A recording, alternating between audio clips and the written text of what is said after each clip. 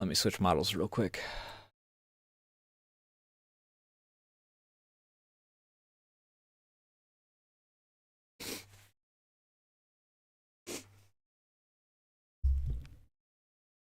Yeah.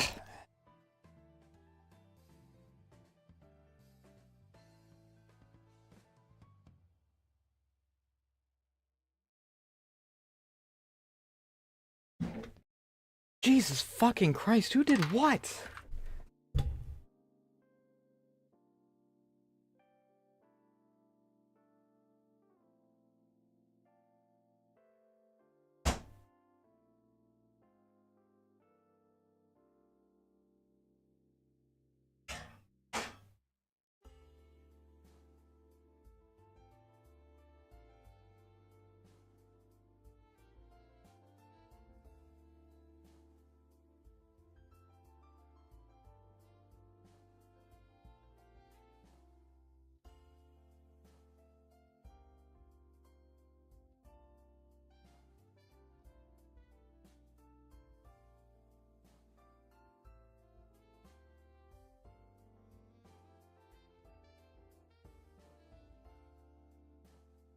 I swear, there could be a single thing in this entire house, and they would find a way to knock it over into something else.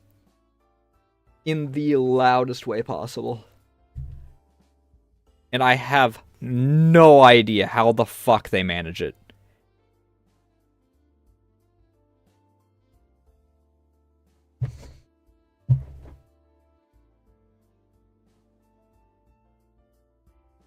It's genuinely impressive, honestly. Either way. Let me get some music going. And then we'll yap about Chernobylite.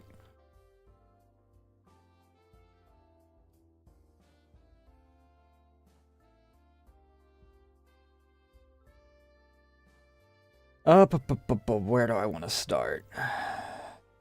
It would be fitting for me to start in the S.T.A.L.K.E.R soundtrack, but I don't really want to.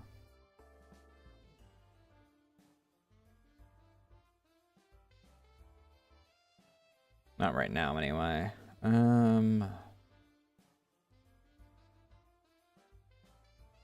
know...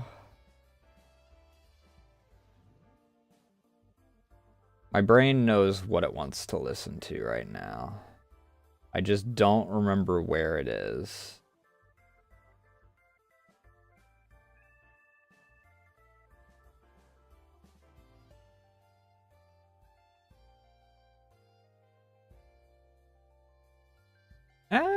Never mind. I'm gonna change my idea. We're gonna start here. What? What do you want, Stink?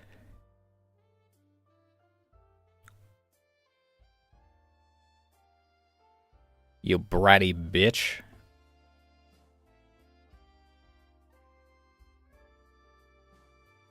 Let me... I only need to switch that to F9. I always hit F9 first.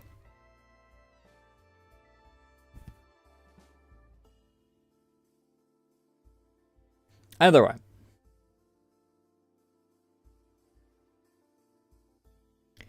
One thing that I was thinking right before I started is I wonder... like, how they're prioritizing rolling out the manual vertical. Like, the different encoder vertical stuff. Is it just, like, semi-random? Is it based off of seniority? Is it based off of size? Is it, like, different factors weighted? Because, like, logically, it would make more sense to prioritize bigger people.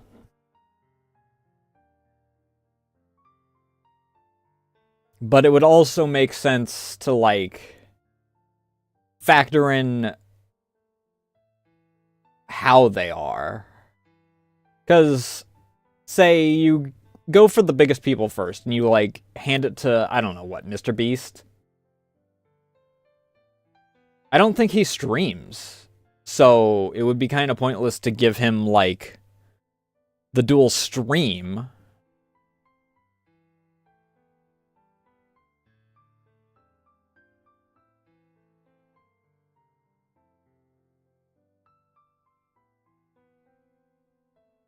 But it would make sense for, like, you know, prioritizing, say, HoloLive or something over, well, me. Obviously. Because where I've been growing pretty decently, actually. I'm almost at 800.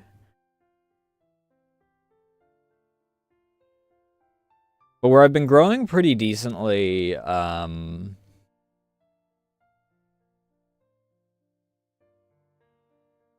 not like big, right? I am no HoloLive.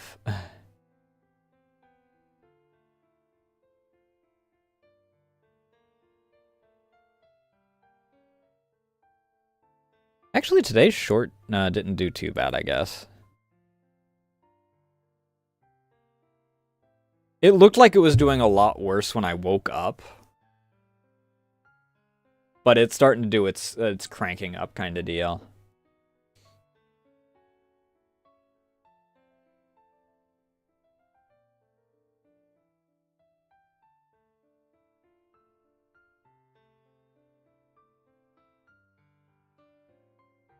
My clips where I shitpost do, just in general, better. Because they're much shorter, so it has to have less people, like, less retention, so it makes sense.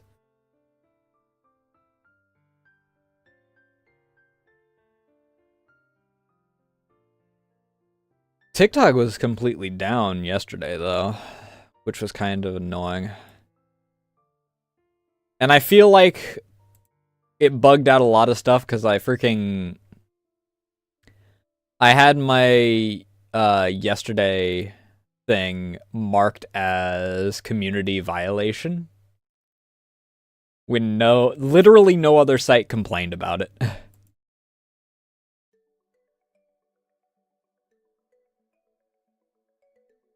Oh, my live studio access is renewed for 180 days. That's cool.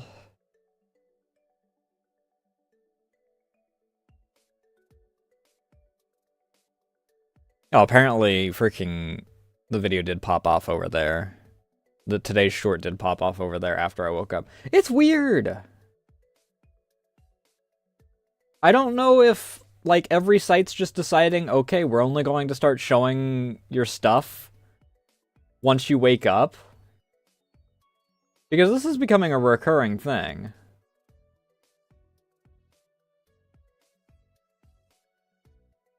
They all took tips from YouTube and went, oh.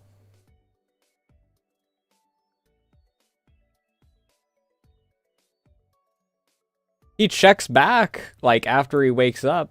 Let's wait and psych him out.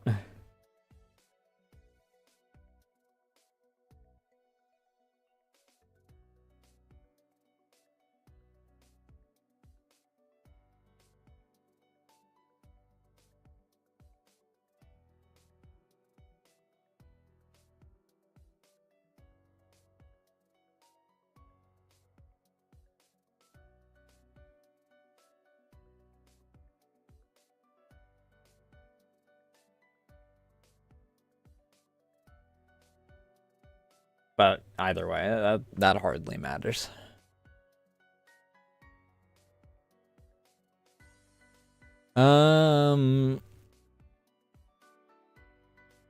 Jesus Christ, I have like 80 freaking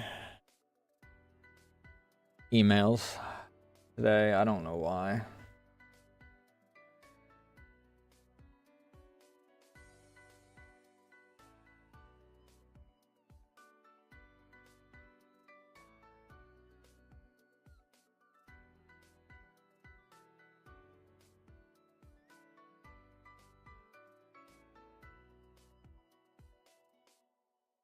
Good fucking lord. bot emails are not even trying anymore. Either way, before I get on another tangent,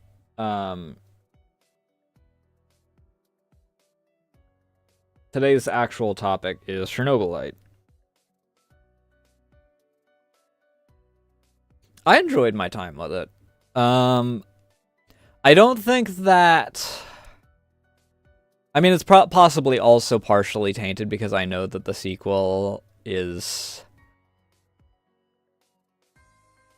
going to be heavily diminished in my brain.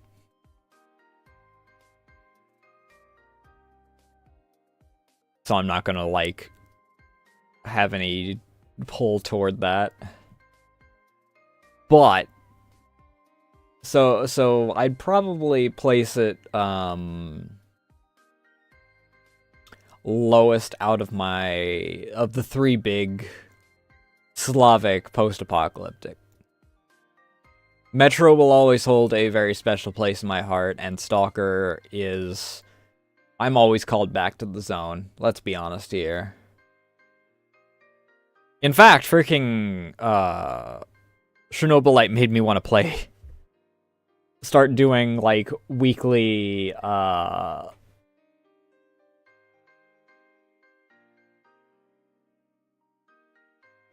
gamma dives again.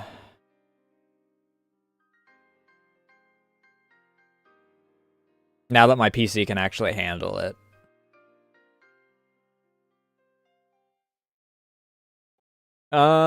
So we'll try and do good, bad, and I don't really think there's anything that I'd consider ugly. But we'll do the good and the bad that I see in the game.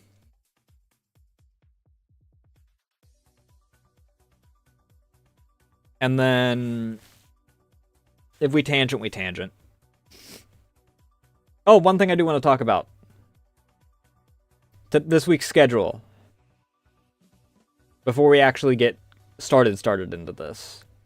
Obviously today, we're probably not going to do art, because I'll probably have today be a shorter stream.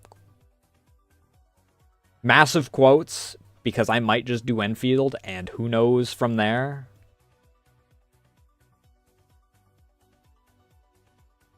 Tomorrow's Two Who's. Where were we going next? Sun Garden. Wednesday, I'll be still taking my break day for me to do my editing, and I'll probably be working on art. Because I've got another commission I gotta work on. And we'll probably be working on that on Thursday. Friday, cutting it very close this month.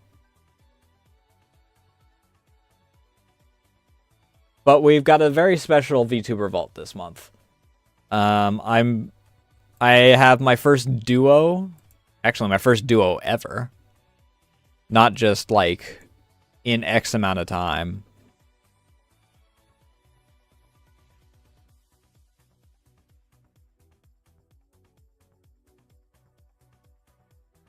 But we have our first ever duo.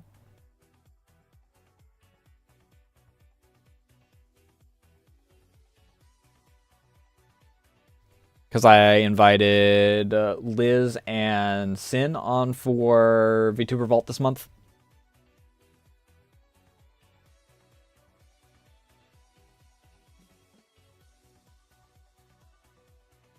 Oh, it's a Guillaume live stream for Outward 2.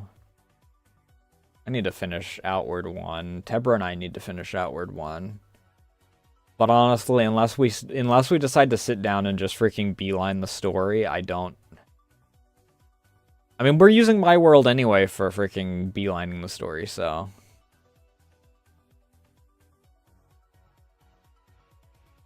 We would just... I could theoretically do it if Tebber has zero interest in finishing it.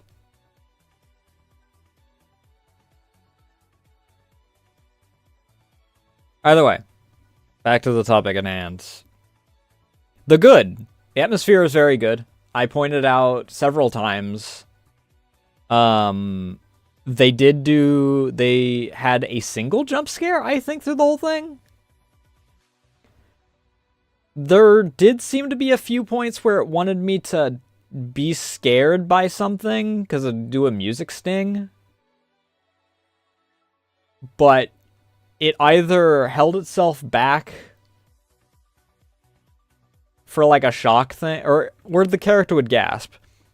It would either hold itself back for too long and I would look away, like with the statue having Tanya on it and then turning into the one dude, or like the occasional shadow that would freaking pass by a window or something.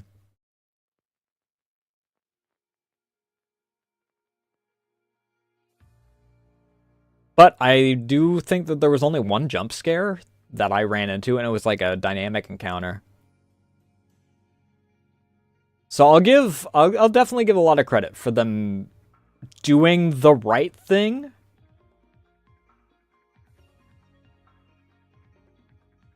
Rather than doing like a lot of games like to do and just, oh, jump scare. Oh, jump scare. Oh, jump scare. They took the right tips from the others in their little niche and focused more on atmosphere.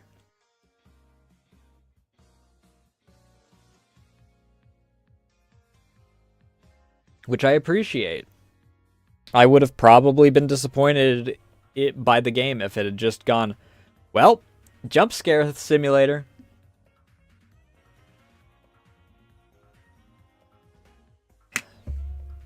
Because jump scares are not scary.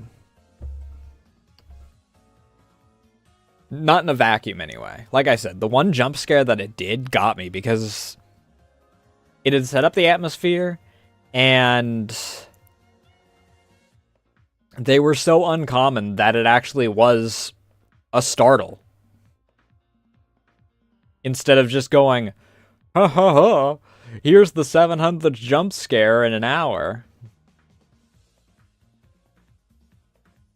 Are you still scared, player?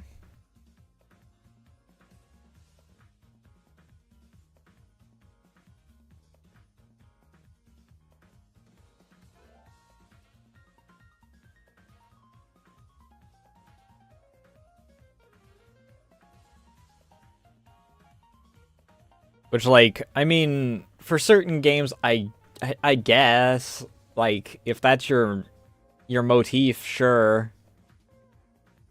I'm still going to be disinterested after a certain point by it.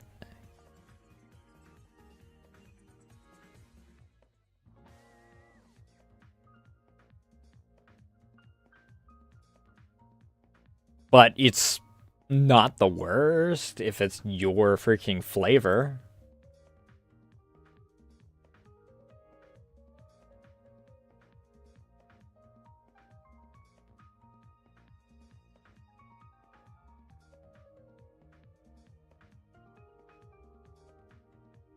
Another good thing that they did,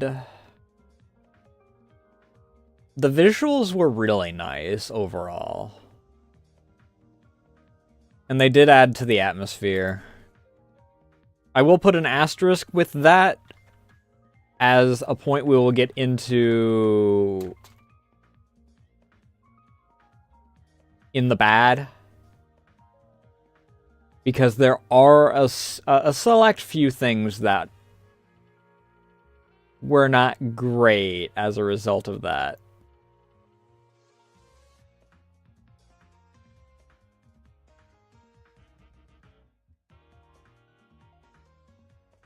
The story overall was pretty good. The characters, I think that it benefited from keeping it to a concise group of characters.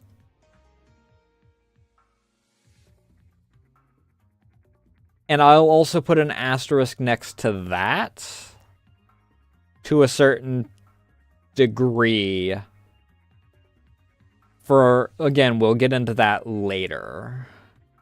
Because there are some bad aspects to it. I will say overall, voice acting was good. Characters were good.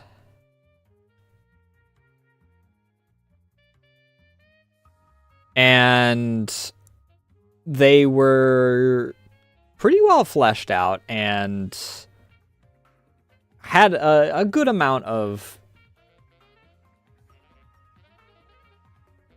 like, build up to them.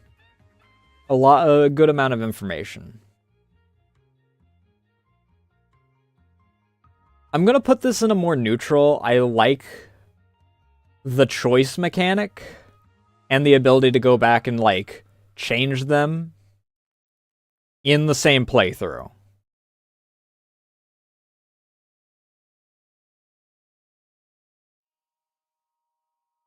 I like it, especially because it's implemented with the story. I know that there's some stories where that wouldn't work. And if it was just tacked on as a gimmick, I think I would have disliked it overall. But them adding it with the story, I think, made it work really well.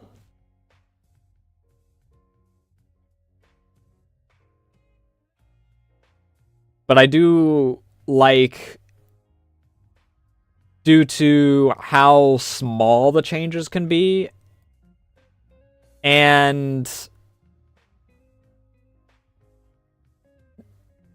due to one thing that I will okay, I'll actually freaking put this in here. One thing I really disliked is that you didn't know until you entered an area, or, like, got to the choice of a mission, that it was going to affect specific characters, and some of them didn't make sense.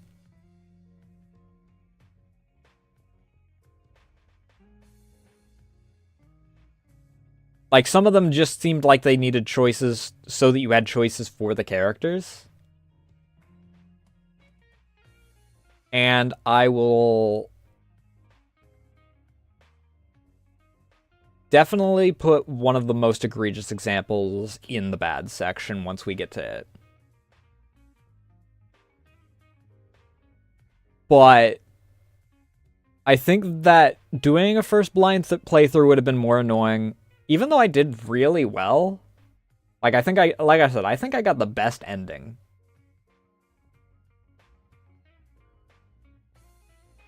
Just blindly.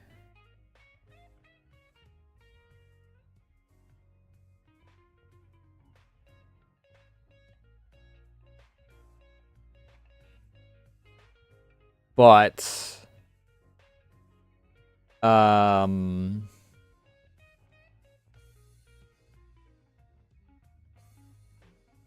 what am I looking for here? The ability to just change it on the fly by annihilating yourself, I think, is a good mechanic. So you don't have to, if you make one mistake, either be stuck with one of the shit endings and have to play another entire playthrough just to try and change something.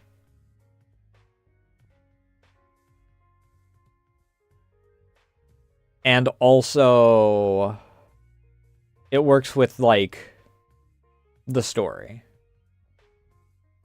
Because there's some stories where it's like, I made a decision 12 hours in.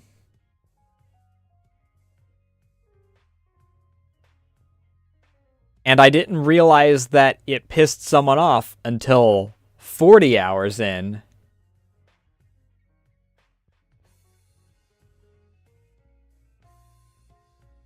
And I didn't realize that it locked me out of a companion that I actually would have liked more. So I gotta restart the entire game to make one different decision.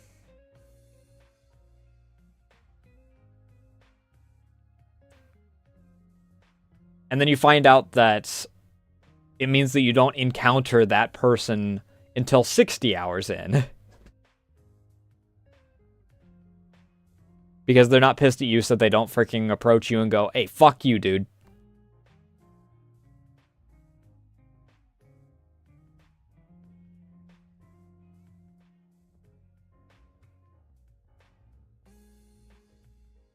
So being able to just, like, kind of change that as you see fit is kind of nice, especially since it is implemented in the story. Weapon visuals were pretty good.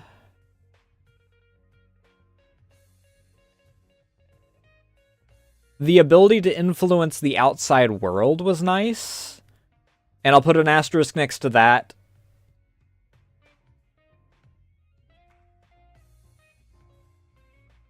Because I feel like if you want to continue to play the game, like, freely,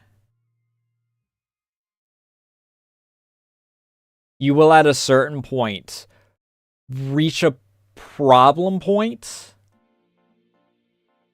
where the number of the generators in order to keep the wormholes closed or to lower radiation especially will take up so much space that you just keep running into them. Because I ran into because the maps aren't massive. Some of them are a rather decent size, but there's a lot of them that are not of a reasonable size.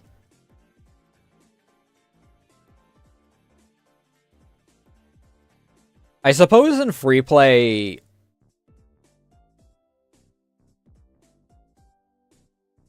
the answer to that is either, I don't know if self-annihilation would reset that stuff.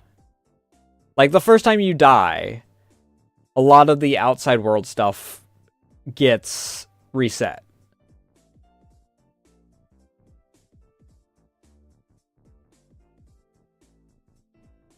The alert level of N.A.R.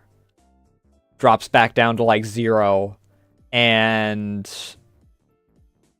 the power plant completely decrystallizes the sarcophagus.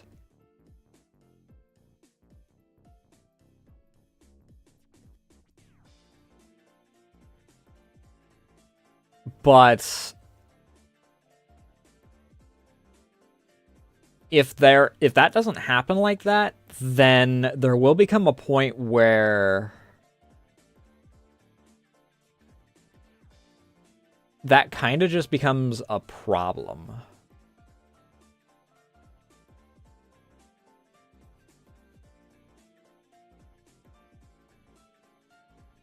Because the radiation level continues to, like, or the radiation spread continues to just tick up constantly. And I don't even know what the radiation spread does. You can't reverse it. I do find it a little funny that in the tutorial it tells you you can even turn it to your advantage. Haha. But the only thing that you can put into the positive at all is the timer for the Chernobylite storms. And for the Black Stalker, which, even having it at 0, most missions you're going to finish up before he shows up. Because I think his timer's like 30 minutes or something.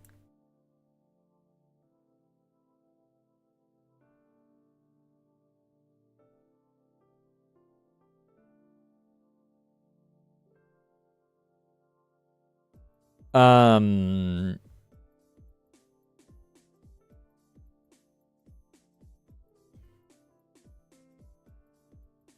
I suppose that gives us an opportunity to go into the bad. Because we are talking a lot about, like, some of the bad stuff. A lot of the base stuff seems tacked on. It feels like Fallout did it, so we need to do it. Everyone compares S.T.A.L.K.E.R and Metro to Slavic Fallout. So we need to continue that trend with Chernobylite, and that means we need to add building.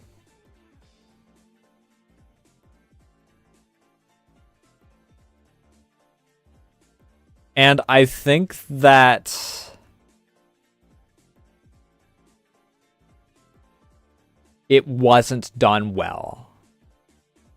And I feel like it was tacked on.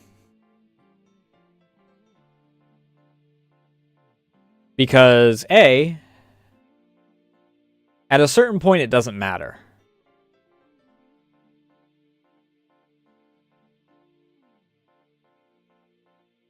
Like, half the building stuff doesn't matter.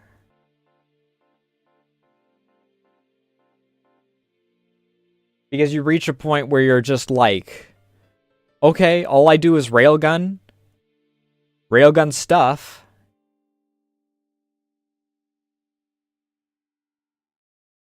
and grind up what other stuff I have. I'm sure in higher difficulties, like,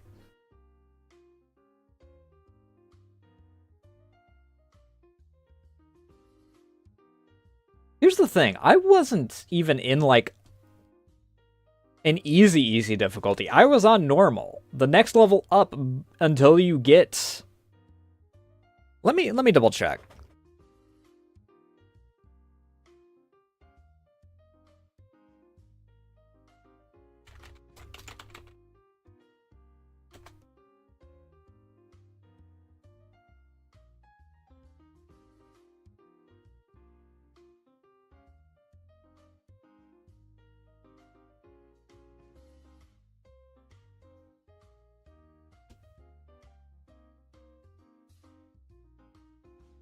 Can you stop being a fucking animal?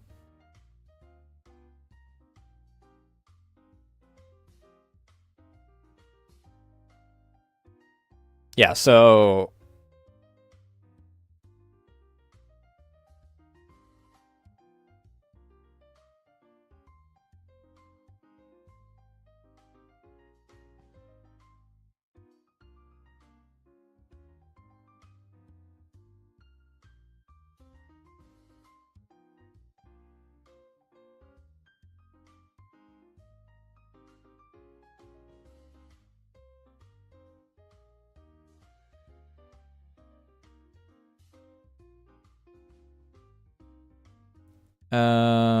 it looks like...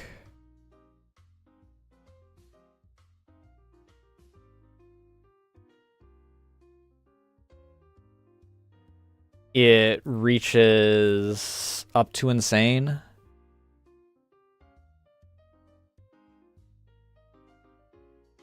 I wish that people gave me, like, what the spread of difficulty is. There's...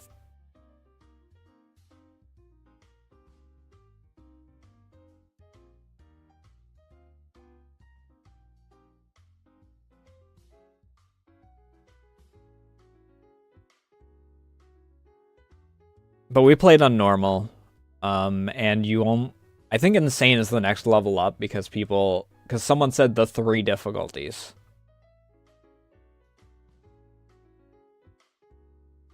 And then you get, after you beat the game, you get the next difficulty up. But normal is not really that difficult.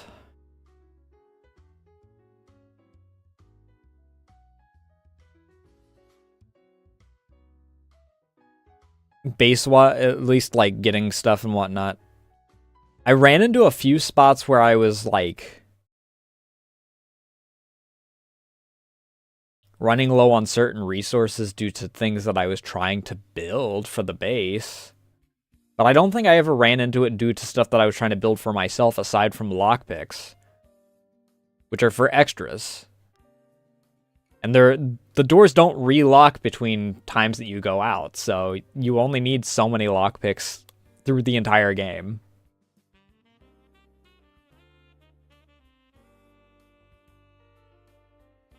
It's like Chernobylite burners. You only need, like, so many through the entire game.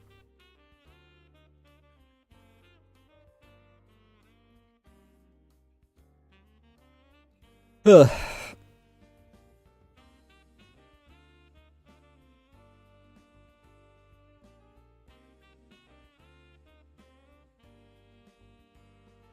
But the base stuff did feel a little tacked on. For two primary reasons. One, at a certain point, firstly, 90% of everything that you get out in the area, aside from food, is only going to be used for so many things. Two, there's not really a whole lot of space in the base. Especially because some things are just absolutely massive. And if they're within 5 miles of any of the I-beams that are just everywhere supporting parts of the freaking area, they're in the red. There's no real space management. It's figure out when it actually turns green rather than let's try and cram these things in a way that looks realistic.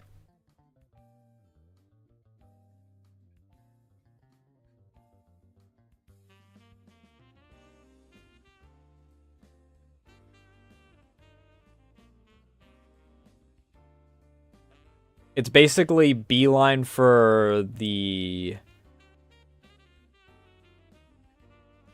best buildable thing, and then get the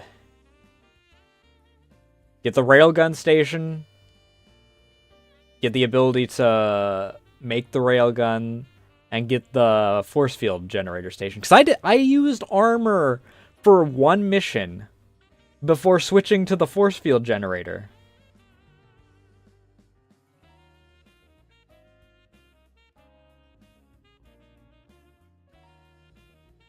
And the only thing that was able to get through it at that point was...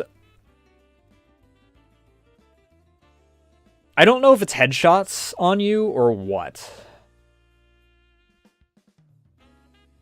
But the force field generator just disintegrates anything that goes at you. But the enemies, something that they use...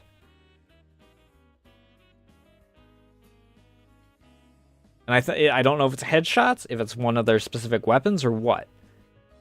It stuns you, makes you unable to freaking look around, slows you down. And they did that really often.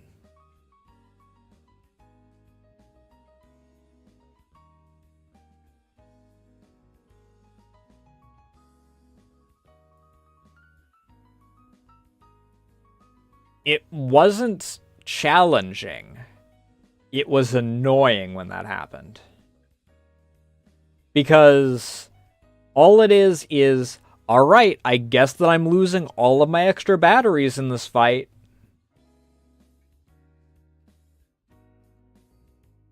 Also, the fact that the force field generator doesn't stop flinch.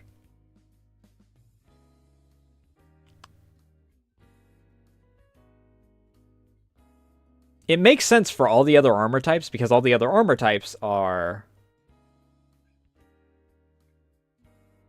physical armor.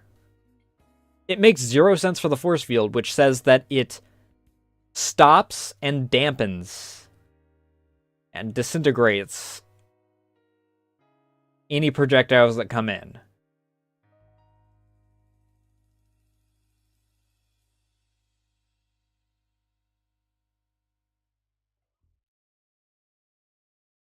And then you actually freaking use it, and it's just other armor. It just has more slots.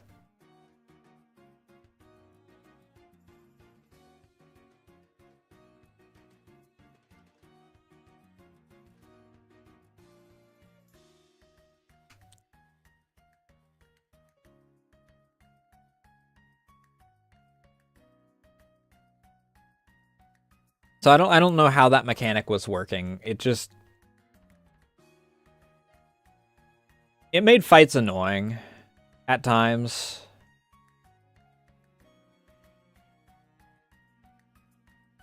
Especially when I got to a point where I was fighting enemies that were regularly causing that dazed effect.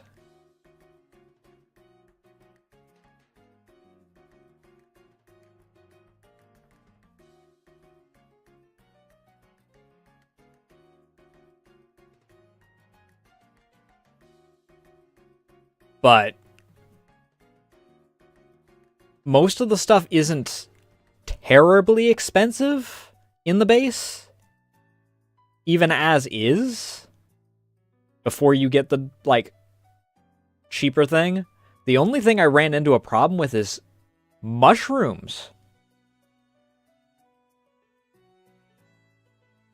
By the end. Because a surprising number of things take mushrooms. They just decided mushrooms were the catch-all for batteries and anything that took dampening and anti-radiation and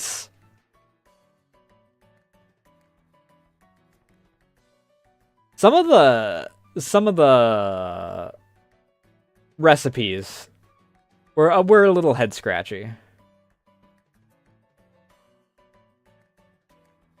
Basically, every tech took mushrooms, and it took more mushrooms than it took.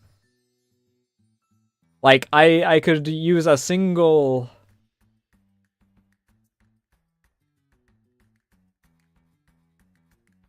circuit board,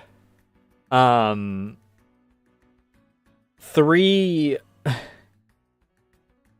flip lighters, but I need 5 mushrooms in order to build a tower that stops portals from opening up.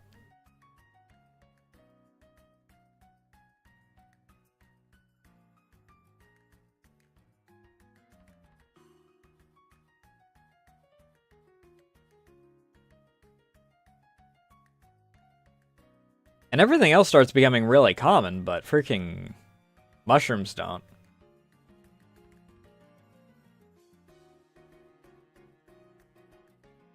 There's also not a whole lot of incentive.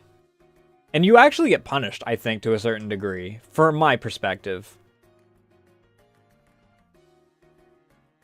for going on standard missions instead of the story missions. Because I went on one standard mission, and I was trying to play catch-up the entire time, because they, every single day, will give you a new mission. So I just had 2 freaking locations that were just permanently taken up.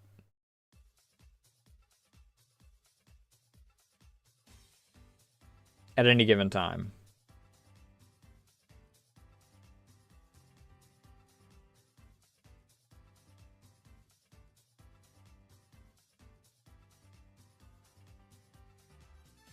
It also makes, like, certain mission types worthless at a certain point, due to how fast you wind up getting self-sufficient in certain aspects. Like, medicine can be broken down into mushrooms.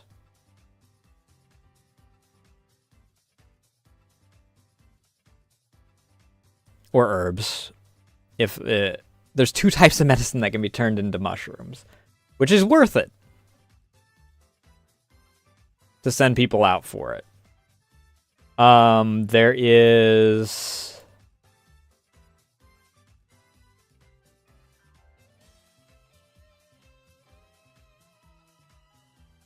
the food missions are always worth it, because having more food means that if people start taking psyche damage, which I didn't have the problem with it ever.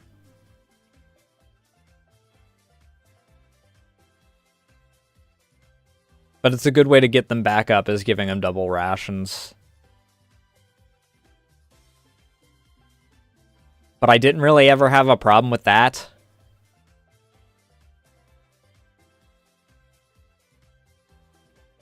Companions using nothing aside from their weapon and their armor. No ammo, no plates or charges for their armor. All they use is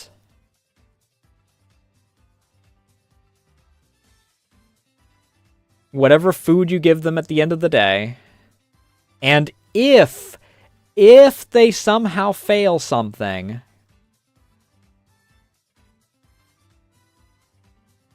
which at a certain point is next to impossible,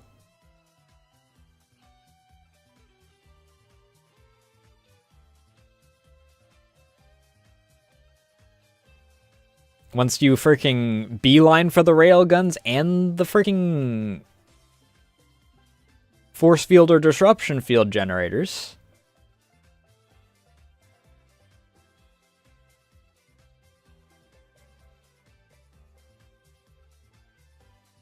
which definitely on a second playthrough, you know that you do that. Ammo becomes worthless.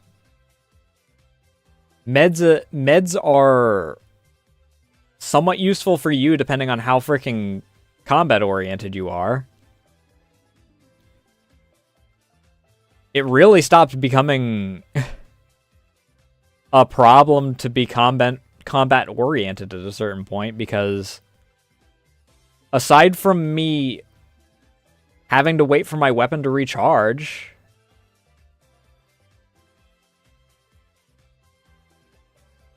I was kind of able to just freeball it.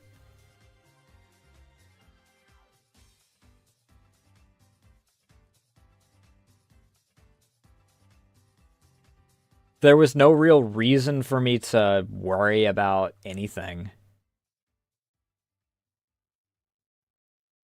I kill a dozen guys on one mission. I take one swig of booze, go back home, have myself a hearty meal, and I completely forget about the fact that I just murdered an entire squad.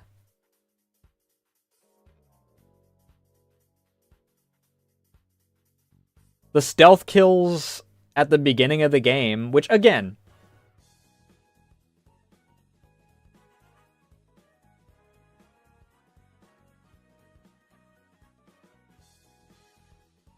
narratively, it makes zero sense. This is one thing I will definitely put in the bad. The first stealth takedown you do is you choke the guy out.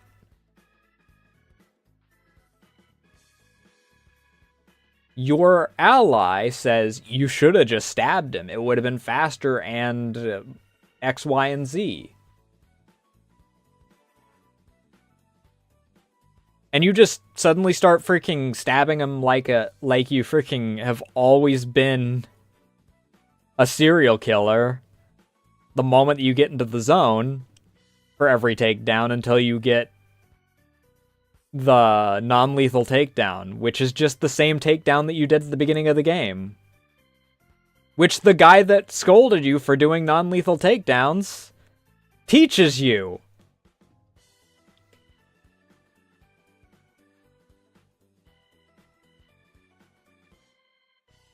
It makes zero sense, and I will just call that one out, as it, much like the freaking base building, feels like it was tacked on so that he had another, like, standalone ability to teach you, because everyone else had one.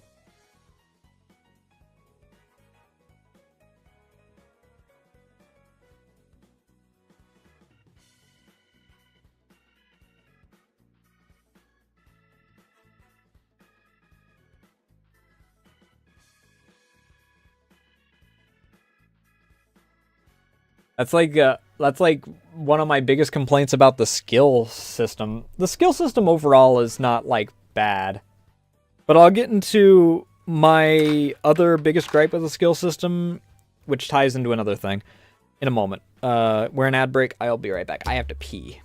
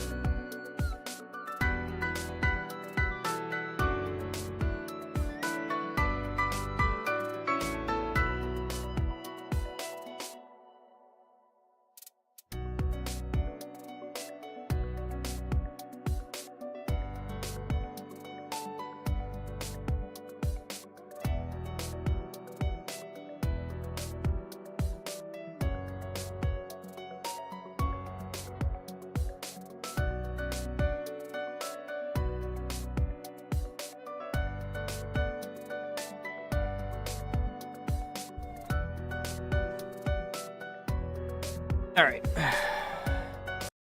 Oops, not that.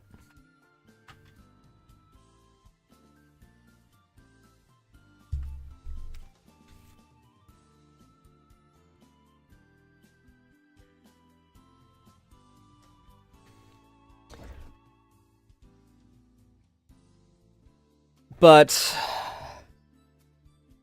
one complaint I do have in regards to the skills is that when you get to Railgun, which is intended to be like the end goal of it,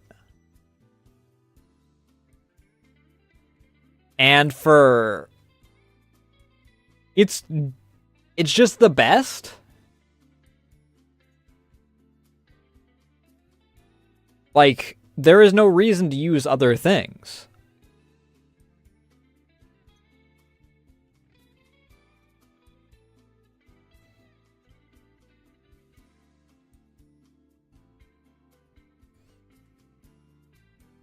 There's no one that gives skills for it.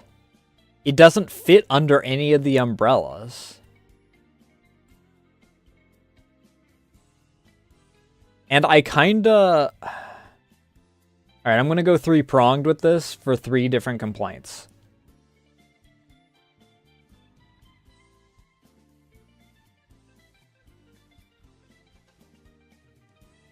It really exemplifies the lack of weapon variety.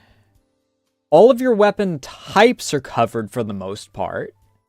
If you count the railgun as your sniper rifle, which it effectively is, you have your pistol, technically 2 pistols. You have your revolver and there is the Makarov that was added.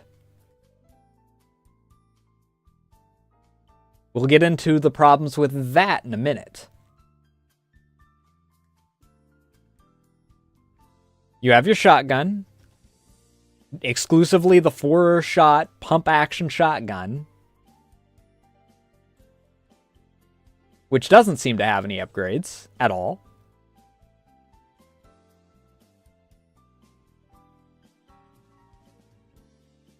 Which is really fucking weird.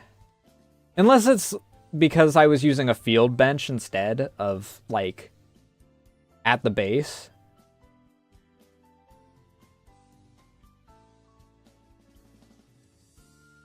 But the field bench seemed to be...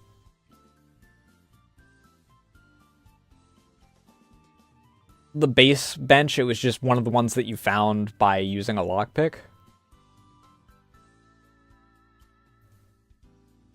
But the point of the matter is that it had no expansion from there.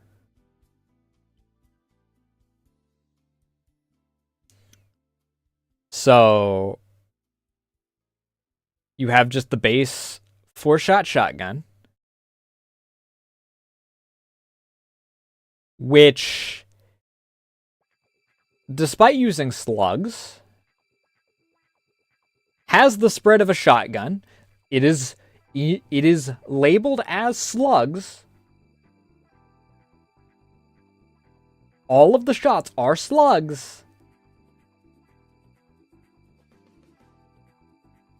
They just act like a shotgun. I don't think that it's either a translation error or someone doesn't know what the fuck slugs are.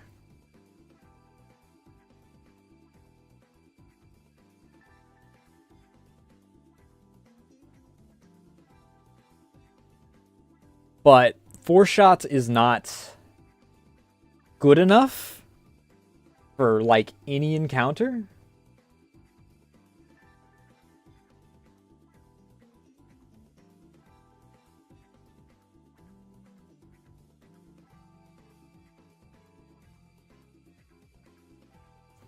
But then you have your assault rifle, which is the AK. Which is fine.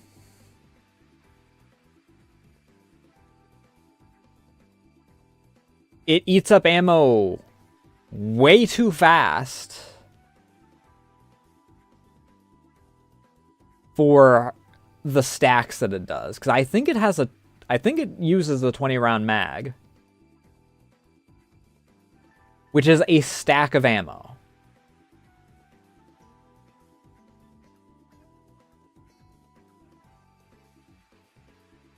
So if you want to go into, like, multiple encounters, then congratulations. 300, bring 300 stacks of it. Eat up that inventory space.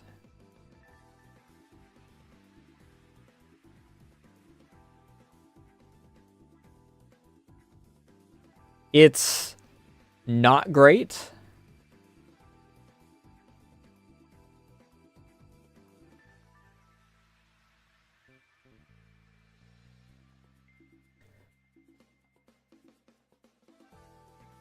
But I think that it could have gone for more weapon variety.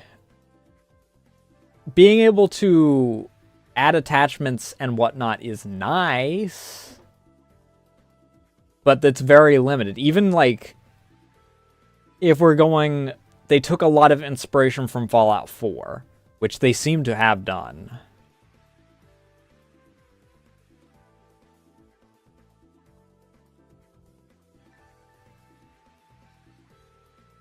It doesn't give you the variety that you need for how few weapons there are. There's fewer weapons than there are in Fallout 4. And I complain constantly about how few weapons Fallout 4 has. Because they wanted you to use that stupid fucking pipe pistol, or pipe platform, whatever the fuck you want to call it. And turn it into everything, and then immediately skip to laser weapons.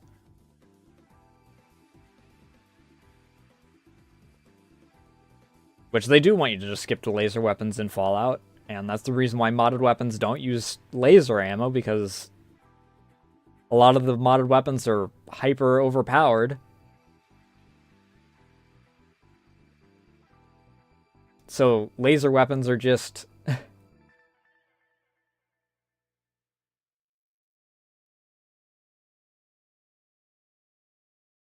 or so giving them laser ammo would just make it to where, congratulations, handheld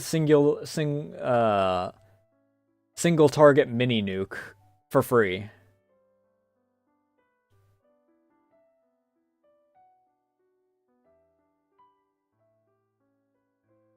But this isn't a complaint of it. This isn't a discussion about Fallout 4.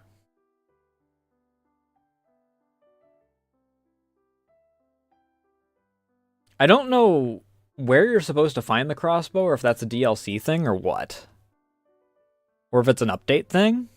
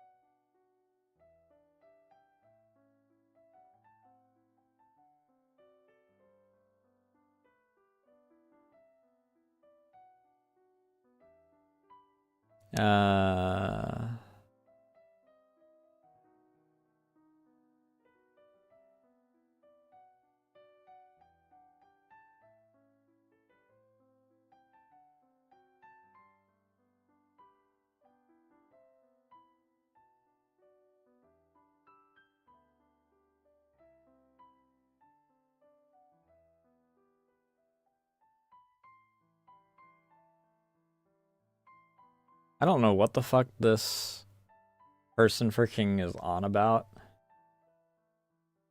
They said forcefully has you fail, but I don't know what forcefully makes you fail in the main 30 plus day. So 30 plus previous choices, 30 days to do the final mission. All side missions and the game again forcefully made me fail the main mission just so I could experience some side story that was not fulfilled in the 30 plus previous choices. I have no idea what they're on about that.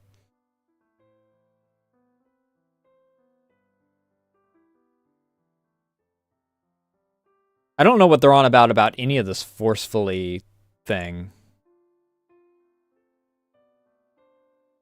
Aside from the exposition, the forced exposition, I don't feel like it did that.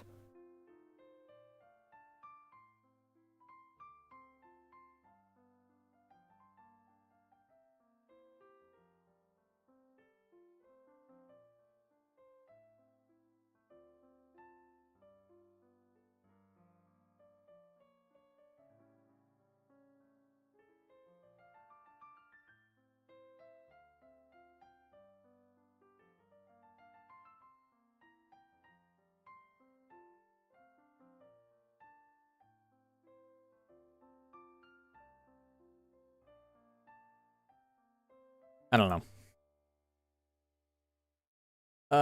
Unfortunately, this is complete edition, and I don't think the base game is available for me to actually look at. Oh, complete edition, premium edition. Zone Bard Pack. Okay, these are all new maps, monsters, weapons, map, and base events game modes.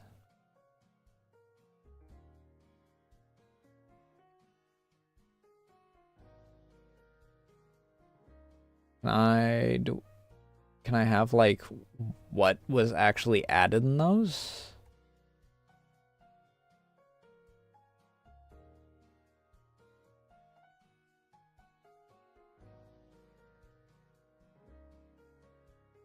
I don't know what was added in those. I know that the Makarov was one of them. Let me see if I can look up, like...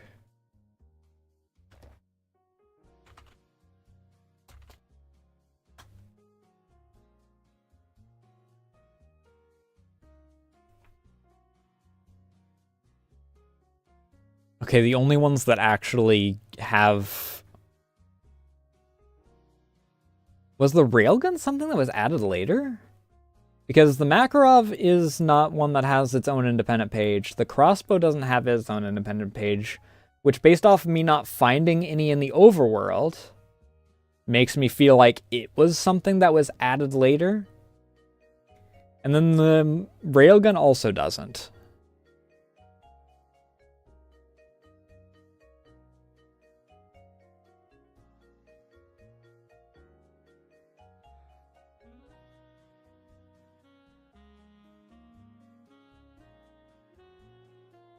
Okay, as of 2020, which is around when the game originally came out, pistol, shotgun, AK, and the Chernobylite weapon, which got later called the molecular plasma thrower.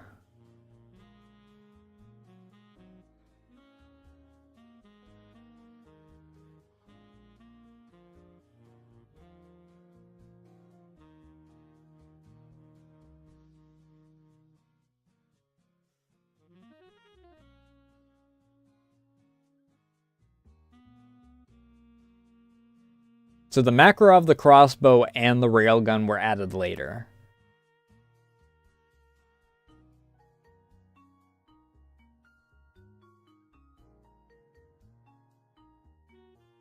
Which only the railgun is even really worth the time. I know that the Makarov is found in the cooling towers, because I saw that was... Because I looked up the cooling towers on stream, because I never got any missions for it. It's a thing that's added by one of the freaking updates or DLC, so there's no reason to go there. The only reason that I could think of to go there is to place a bunch of the freaking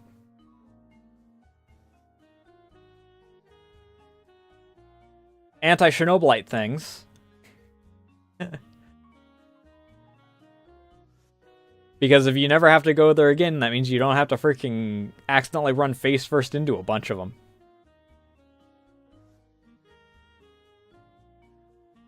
And the anti-radiation stuff doesn't fucking matter.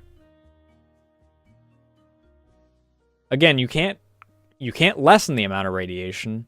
I never at a point felt like radiation was spreading in a way that was weird. All the radiation kind of just stayed in the places that it was originally set up.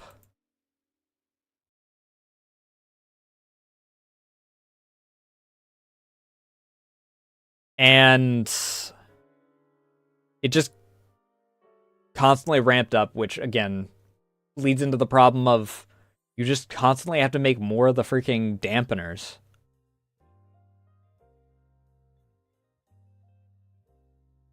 For a mechanic, I don't even know if it does anything.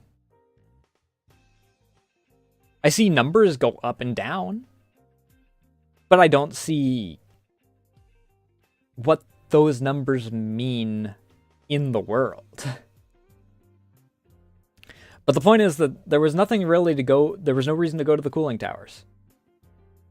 Maybe in free play there's like more incentive to do so, but if I have all the achievements from doing main story, I have no incentive to really do free play. I might do the exploration thing because exploring some of the landmarks would be neat.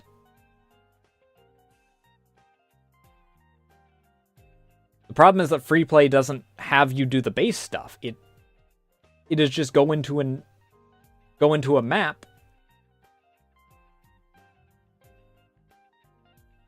and do a thing and like fuck around.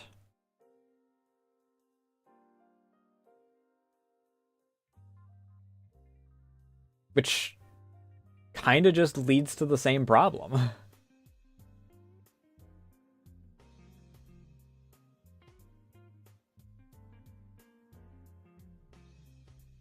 So I don't know.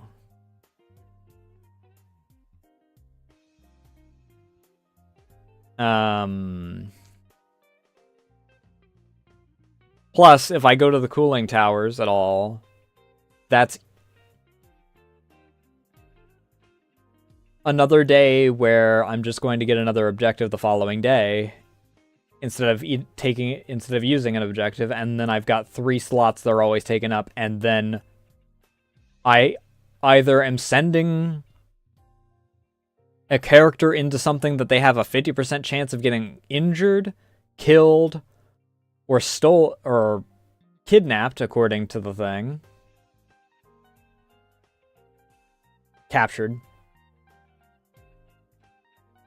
Or I leave them at home, making them worthless for the day. And if I do that more than once,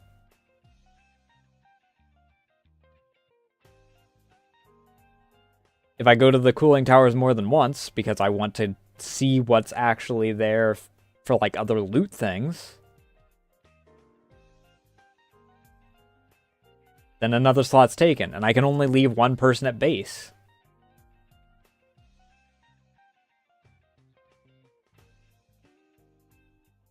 It de-incentivizes you from bothering.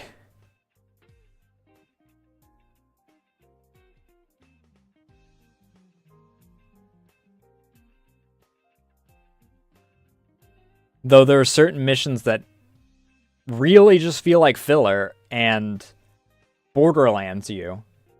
My biggest problem with Borderlands 2 and... well, Borderlands 2. I think pre-sequel also does it. I didn't get very far in pre-sequel.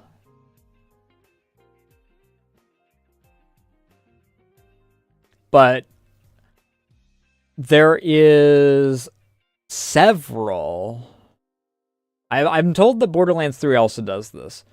But several times where those games will leave you in a specific spot and tell you you are going to sit here and you are going to listen to exposition.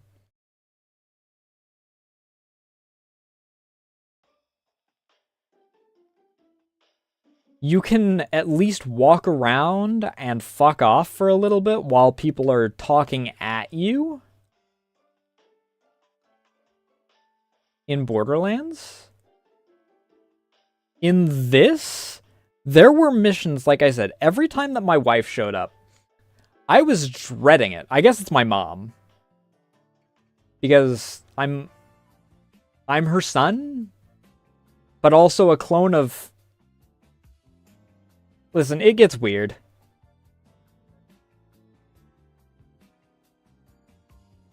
But I dreaded those missions every time they came up.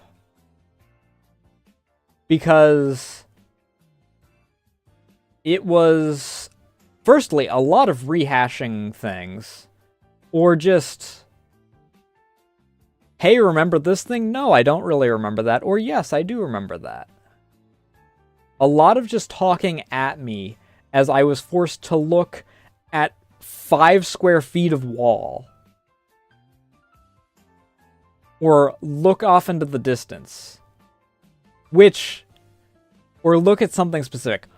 Which is that, you know, that visuals thing that I was talking about before? This is where the problem comes in. They put a lot of effort into the environmental effects. And I'll give credit for that. And they openly stated that they have an impact on, like, mechanics and whatnot. The problem is that they also cause problems in the story in that case. They said that in the overworld you'd be able to tell how it looks. You don't know. You can tell when it's...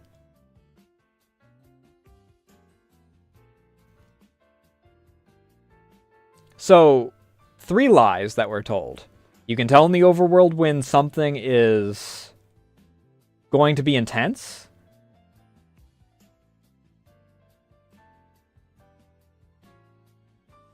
And that... Okay, so you can tell when things are going to be, like, higher level of patrols, quote-unquote.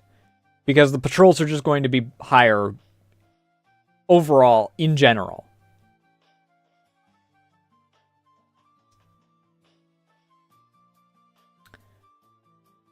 But they were like, oh, patrols will be different here and there. No, they just kept going up. They just constantly increased the freaking presence, like, perpetually.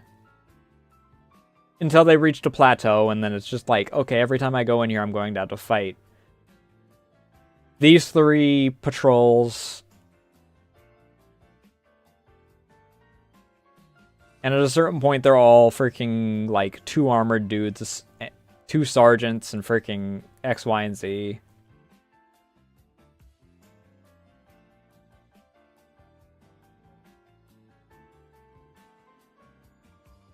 Point two, you'll be able to tell weather effects from the surface. No.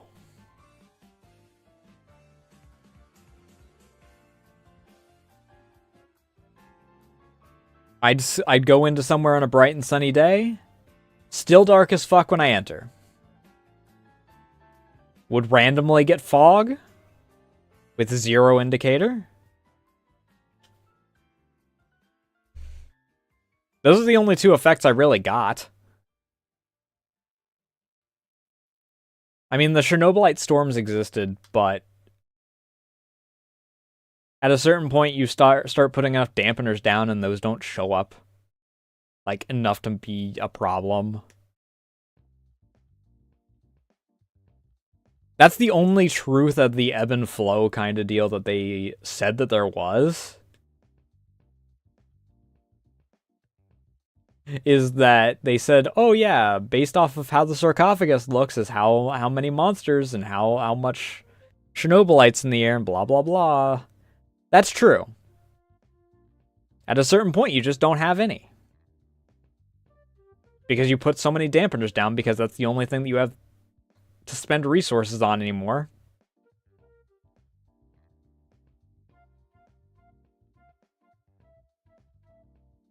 Because you only build one of every station in your base.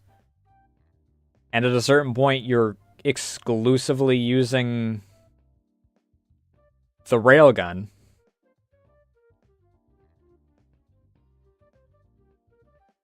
I mean, it might have been like more intense in the older versions before the railgun existed. Where I guess you're using metal and gasoline more often to constantly repair, to constantly give your AK ammo.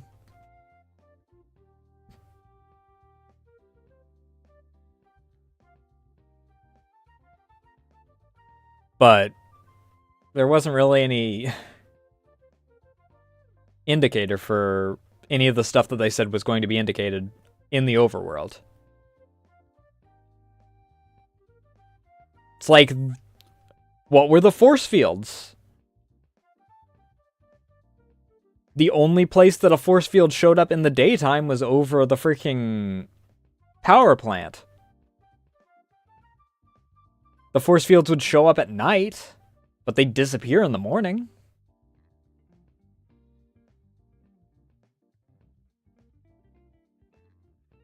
I have no idea what the point in them was. It's like there was a 0 point in saying, hey, you can tell from here, how, like, based off of patrols and helicopters, how intense things are going to be in different areas, which was untrue because the helicopters, 3 of them spawn.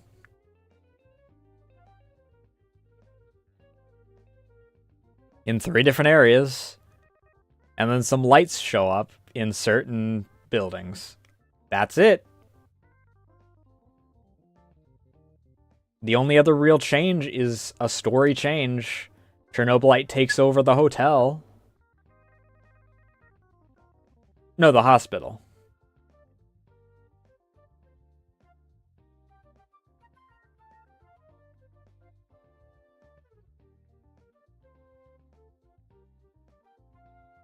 Which is fine, I guess.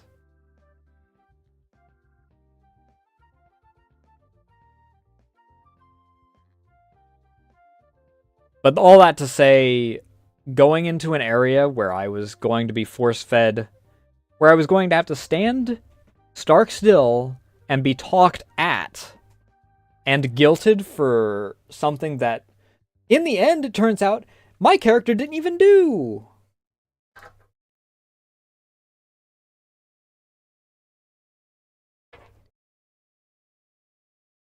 Which just adds to another point of it. I, the player, didn't do any of it. My character didn't do it. because my character wasn't actually the dude that did all of it. And even in the case of that, the character that I was supposed to be didn't do it. Because he was just some dude. He wasn't the evil scientist. He wasn't the KGB asshole.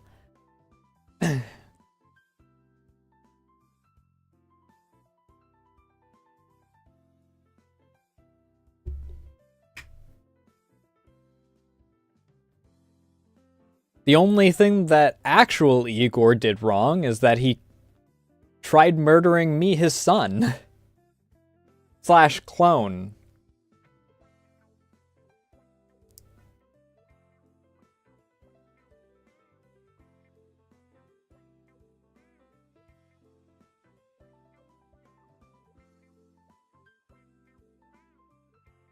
But if the fog showed up, you're staring at nothing. Which it happened on 2 of those story bits, where I got fog on one of the entry points. It's like, oh yes, do you remember this? Do you remember blah blah blah? Do you remember the Ferris wheel? Do you remember this hotel? Do you remember? And I'm looking at a wall of fog.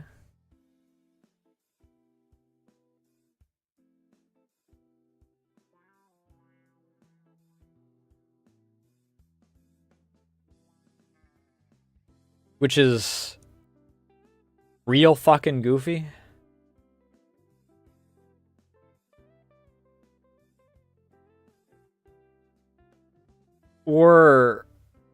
And this was an environmental thing. Like, this wasn't an RNG thing. This was just a story. I don't know if it was a story progression thing or if it was just the way the environment was, because I didn't notice it until it happened. Walking into an area and walking into the one area and being shown, quote unquote, the statue. Like, oh, do you remember the statue? And it's like, all I see is branches of a fallen tree.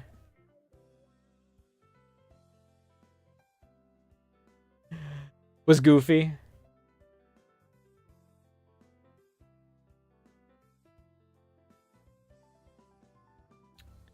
Speaking of that statue, another bad thing, and this is, I think, just flat out bad. I looked at the poem a half dozen times.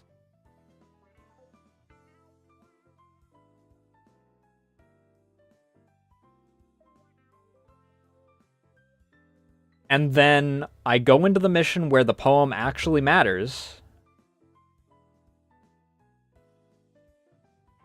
And I'm either forced to talk to the one dude who gave the mystery boxes,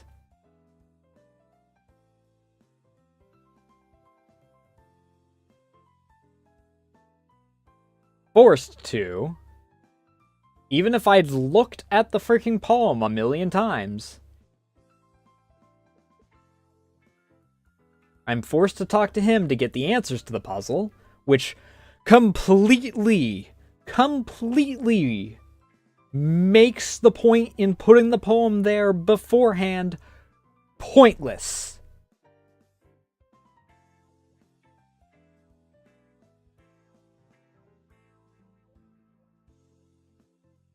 I'm either forced to do that, which also involves me surrendering resources,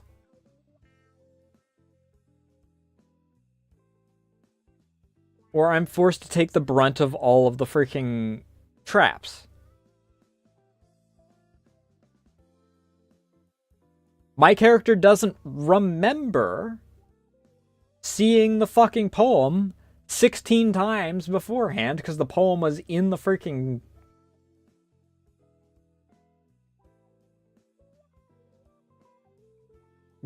in that hole. I picked it up every time I went there because I kept seeing it on my freaking map or on my little radar and looking there, and it's like, oh yeah, okay, I don't know what this has anything to do with it, but okay.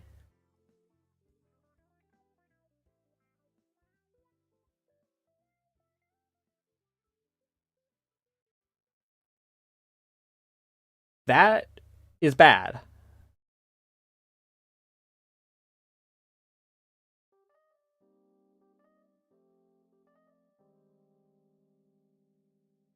Just either don't have it be there until it matters, and in that case, don't even bother having the poem there ever. And just have it be what's-his-face's signature saying, hey, approach me. Because you are told that that's where the freaking, clue is.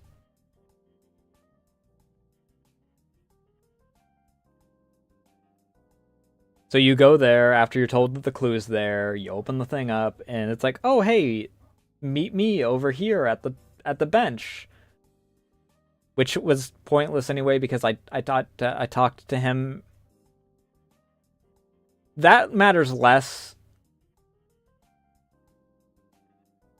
because it's just an effect of the order that I freaking did things. I thought that he was just there to sell me a loot box. I'll accept that.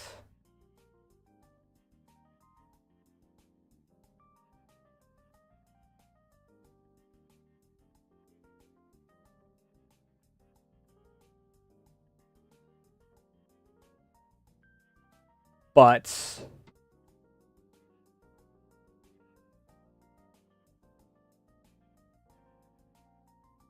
that is the only thing that made no sense at all. Okay, it's not the only thing, but it was pointless. It was a waste of my time, and there was no reason to bother with most of it, aside from... I don't know what the reasoning was for it. No angle of it makes sense.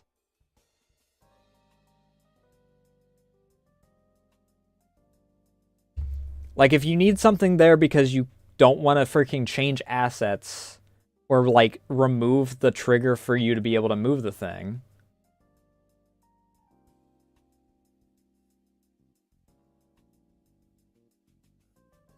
then make it empty or something?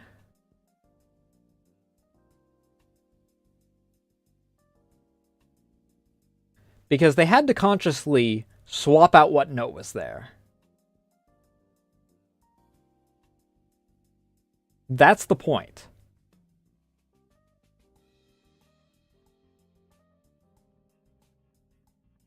And that's what makes it the most confusing thing about it. And I have no idea why. And I don't know why my character couldn't remember the poem himself after seeing the note 16 times. I could remember the poem. There is just no choice for me to actually read off the freaking poem properly. Despite the fact that I know it, unless I talk to what's-his-face, who stole the poem, and then forced me to freaking pay him in order to freaking get the info.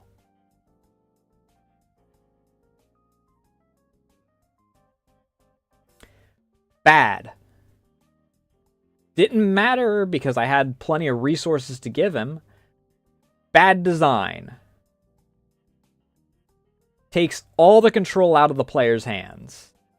And is another case of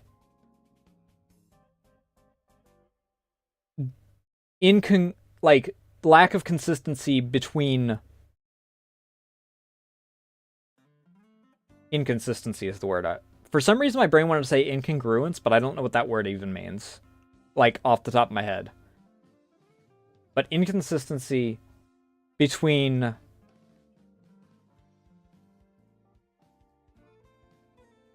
two, like... Because I can't even say mechanics and story.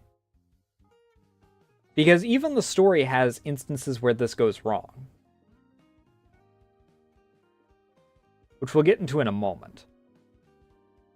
And I pointed this out in the middle of us playing.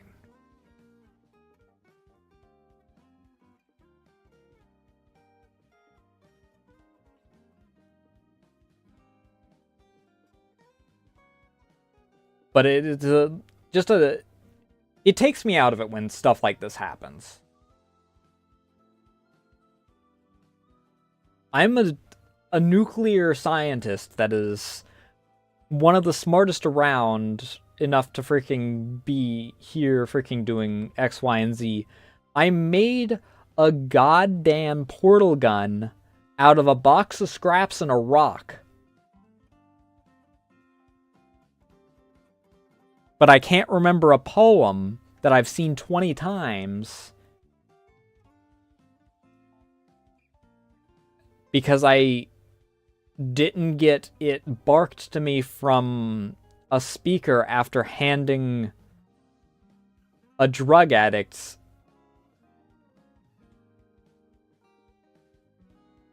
a med kit in the case of what I chose to give him.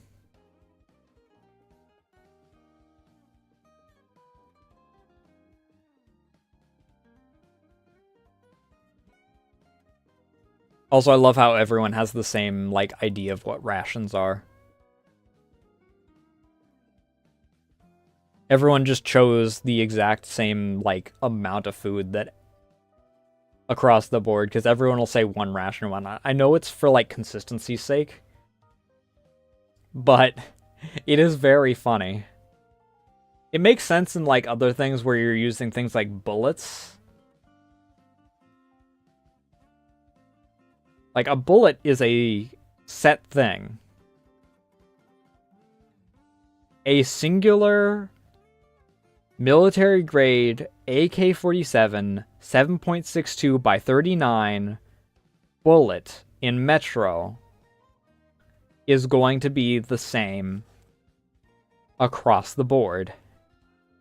Everyone can have their own interpretation of how many of those bullets you need to hand them in order to get an object, but that bullet is the same for everyone.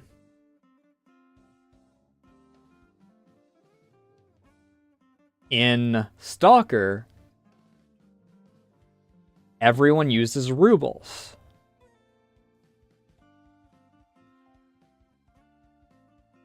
Going every single spot, everyone uses rubles. Everyone can have their own interpretation of how many rubles a medkit is, but it's going to still be using the same currency, a set currency. In Fallout, everyone uses bottle caps. Bottle caps are the same size across the board. They are the same bottle caps. Or in the cases where they're in different... Hold up, I gotta let my cat out of the room.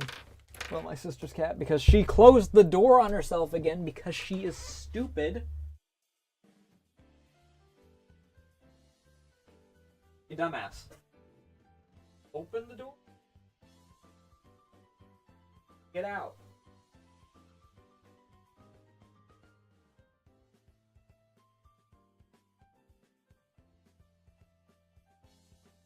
Either way.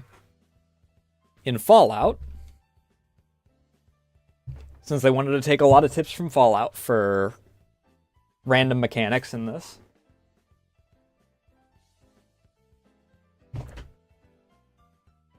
bottle caps are the same across the board.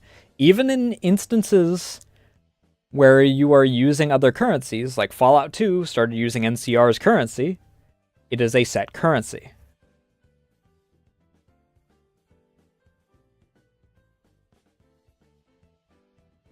Fallout New Vegas takes an easy path out of this. They have like 3 different currency types, but they make things easy and just have everyone still trading caps, which, fair enough.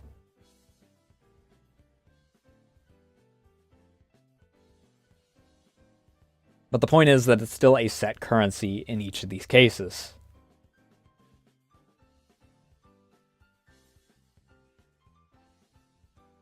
There would not, between a bunch of people from different locations and different priorities, be a set thing for how much a ration is.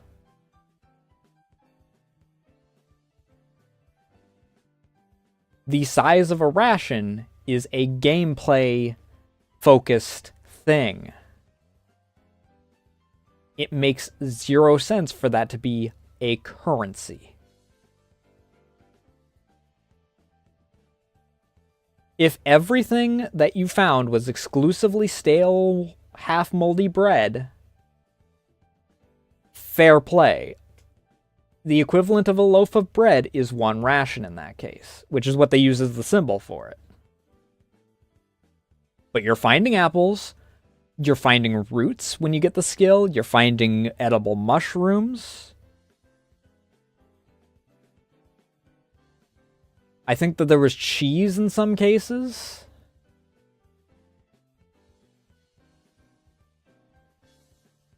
There's canned food.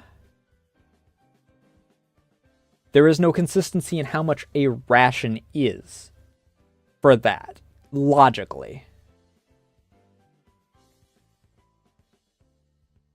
That's like that's a long-winded thing. It has zero bearing on anything else. It just makes no sense to me. That's me being freaking, nitpicky and griping for the sake of griping for no other thing other than my personal preference on how things line up.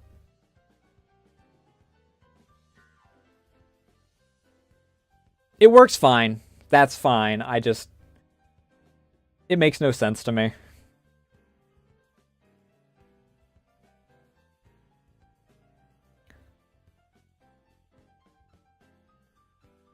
One thing that makes no sense that I don't think is fine is something that I, ironically, back to freaking using Fallout as a reference. Actually, Fallout is more consistent than this was for it. There is a gap in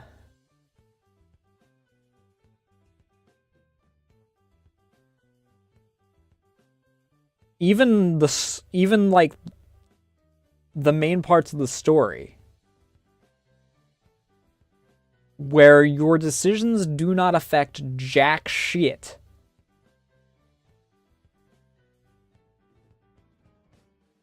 Aside from specifically your relations, which don't really matter aside from one, which I think is what the person was talking about with the forces you to fail thing. Because I think that they had they had neutral or bad relationship with Oliver at the end.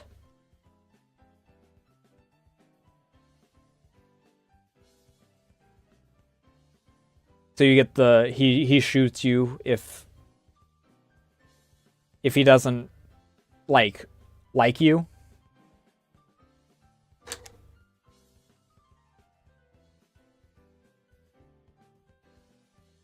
But one of the big things is killing Smirnov, or whatever the fuck his name is.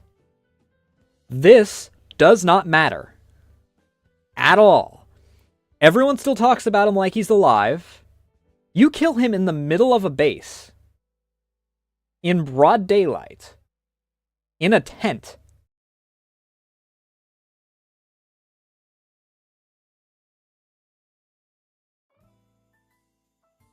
He's not there later, so someone found his body. The flashback parts, I don't have a problem with them saying in present tense.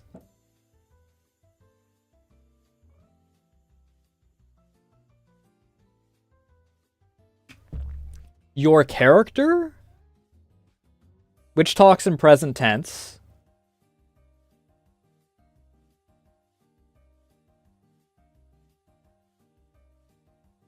during those makes no sense because you killed him.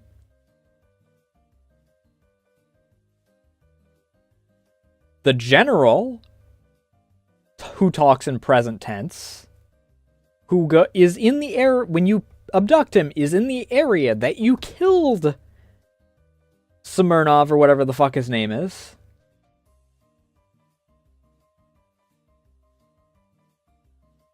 makes no sense. Oliver talks about him in present tense.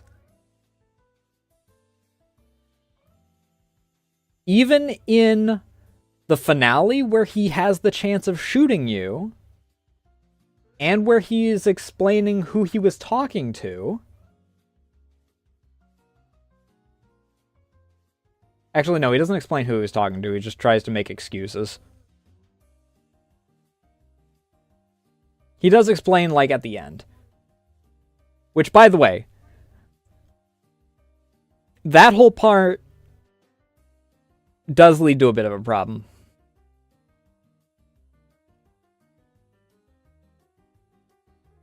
And other characters will wind up talking in present tense. This is like the most egregious example because in the main story, unrelated to anything else, you kill him in the main story, and in the main story, other people will still talk about him in present tense as if he's still freaking active and doing things. Which is confirmed as not being true, because if he's still alive, when you do the final heist, and there's only one chance you have to kill him. No, there's 2 chances you have to kill him. 3 technically, but the point is that if he's dead,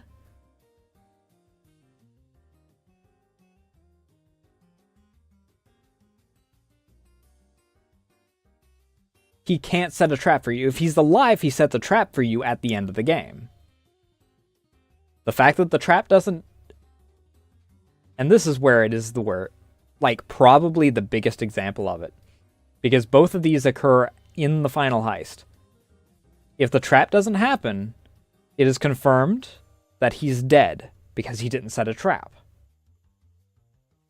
By the game. But if you have neutral or bad relationship with Oliver, he still goes through the whole thing acting as if Smirnov is the only one that can help him save his crew.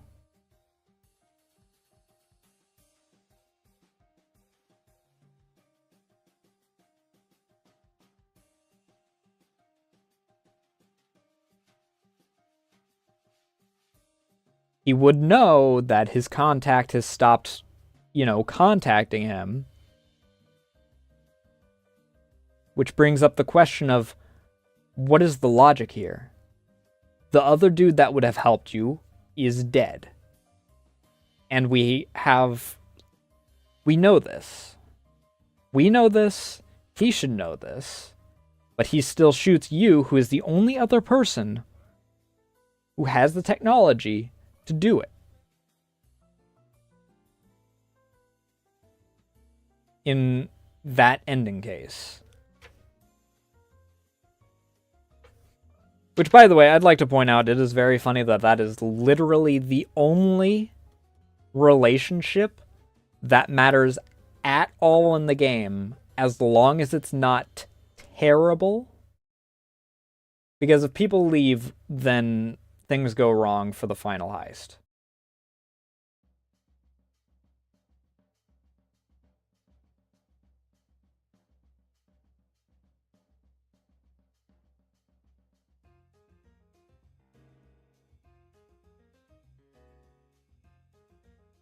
I think according to some people, or like according to some of the things that I read afterward, terrible means that they come back specifically in the opposite roles of what is the best roles to put them into in order to fuck you over.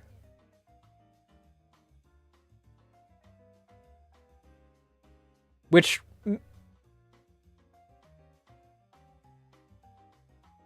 makes no sense, I'd like to point out.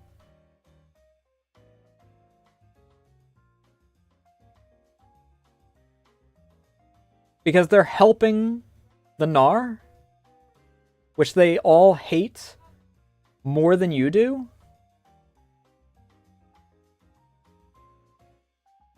It makes 0 sense. like Mikhail, especially, will help the Nar who he has wanted to blow up on several occasions.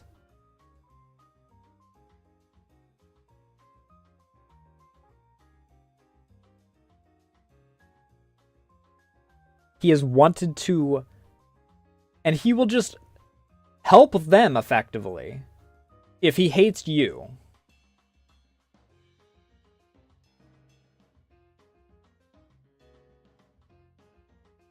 I get that there's like, the logic is, oh, let's actually punish the player for not keeping a decent relationship with everyone. Which, again, this only happens if you're in terrible relationship with the people. In which case they'll leave and then they'll just do the opposite of what you would have best put them in.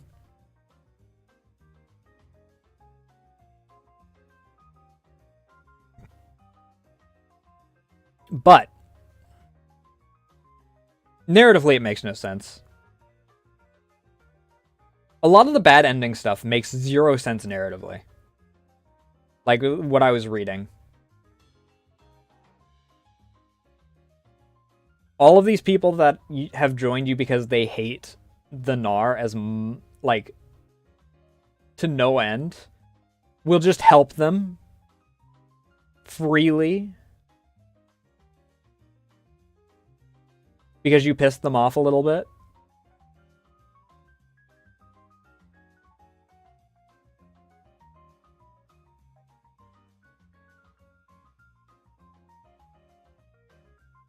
And then, you know, back to the original point of the only reason that Oliver threatens to shoot you is because you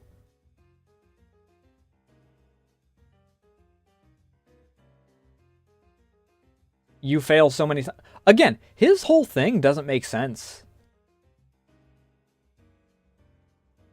If you did like a perfect run through, he should only have one memory of failure, and that should be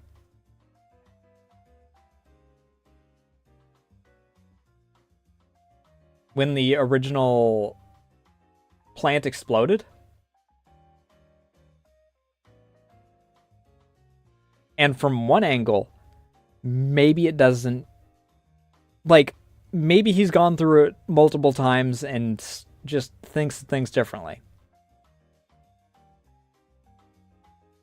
However, your character goes, I thought I was the only one that saw that.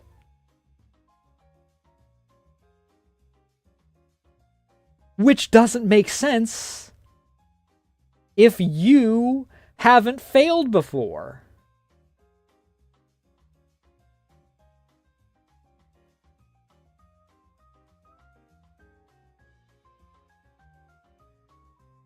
Like, sure, he would understand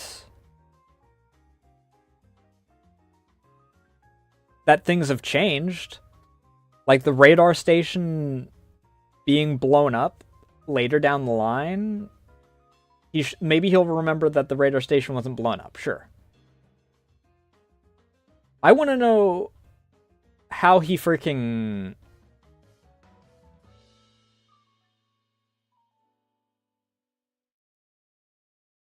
what it is about him that allows him to actually see the alternate timelines. Because the logic of that is if it's because he went through the portal, then literally everyone on your squad should be able to do that.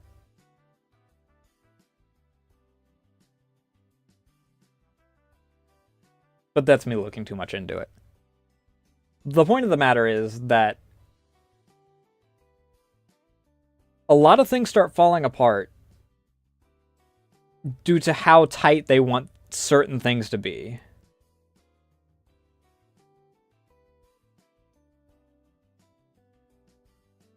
And how they want certain portions of the story to be.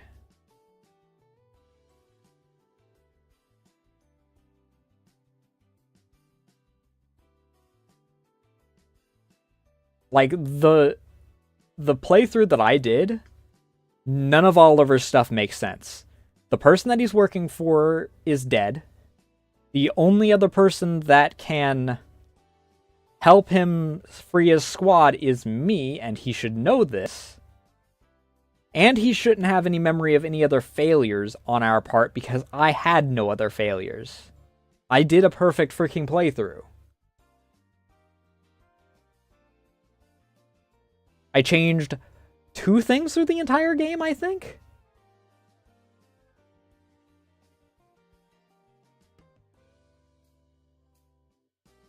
Did I make a different decision anywhere?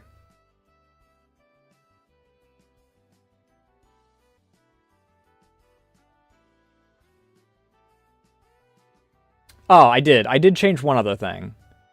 I changed the trap to be back on. Because I wanted to prioritize getting Ratman's reputation back up. Because I was in great with Oliver, so I thought I could sacrifice it. And I didn't want to risk Ratman. So I did change 2 things. But I never failed the freaking heist. He should have no memory of a failure on the heist. The heist is a really long mission. If I had to freaking, like, actually go through that several times, that would drive me nuts.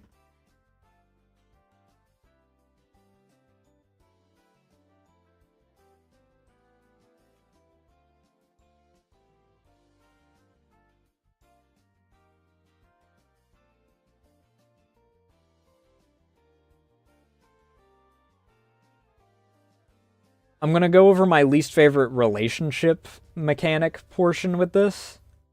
Olga. She comes into the party so late. There are 3 whole decisions you can make. And you are forced to have a bad relationship with her, I think. One of the major freaking facts, I'm pretty sure. I don't even think it's a clue. I think it's a fact that you get from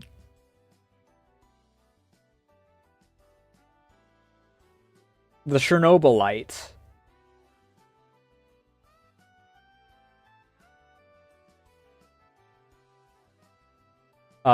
Terminal. Which she hates.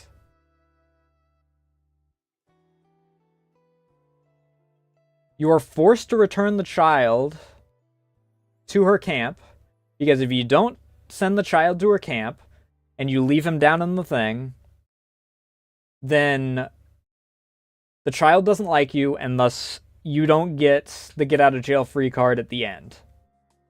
From the general saying, everyone go back to your... Go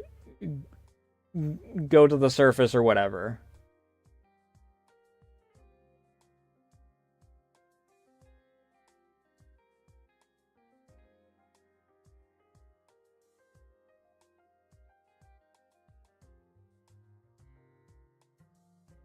There is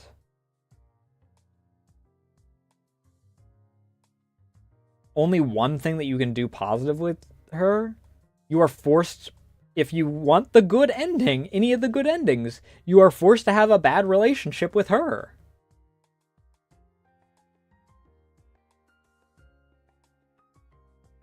And I feel... I mean, there's 2 things I feel. First, I feel that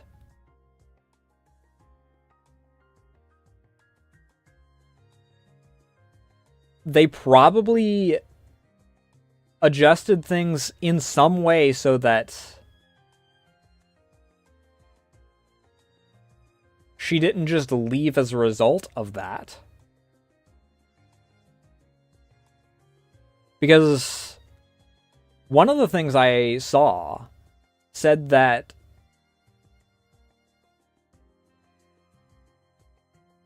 in the mission where I got the information for the Black Stalker,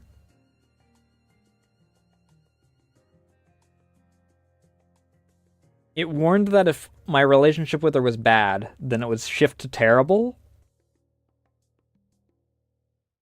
That must have been updated.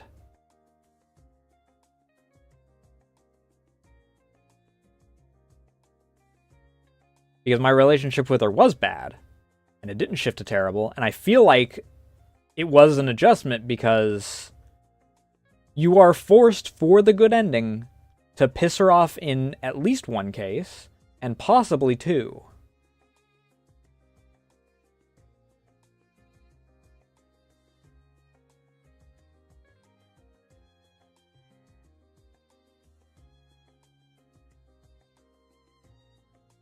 Either way, I don't know in that case. Unless, like, changing the past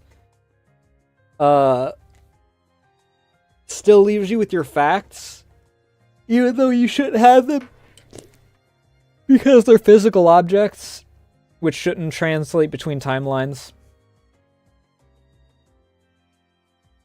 So I don't know. But you have to do investigations. You have to conduct investigations.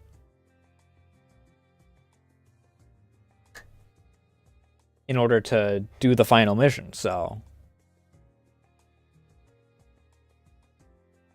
I have no idea.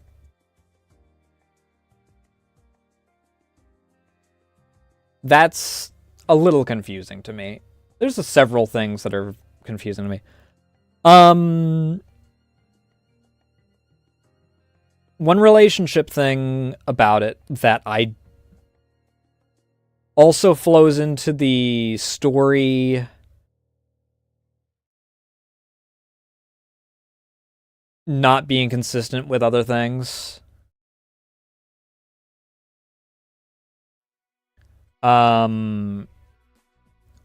Firstly, the first spot that the cracks really started showing for me was after returning to base, after sending the child to the camp, rather than leaving him locked in the cage. Olga's like, I understand why you did that, and I actually agree. Maybe it is actually better for him to go there. But she still gets the negative relationship point for it.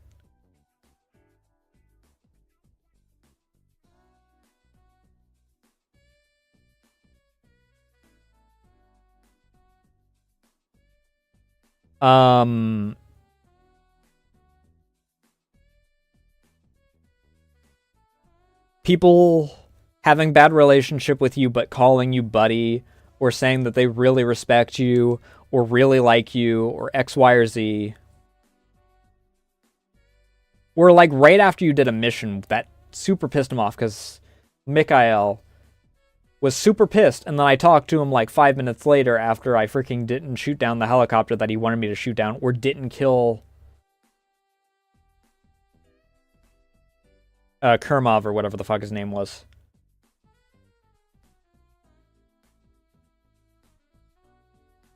And then he'll be like, oh yeah, freaking, you're a great guy, blah, blah, blah, blah, blah, blah, blah, blah.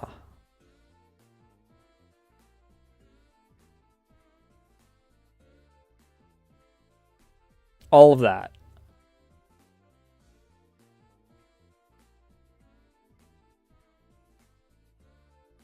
I don't think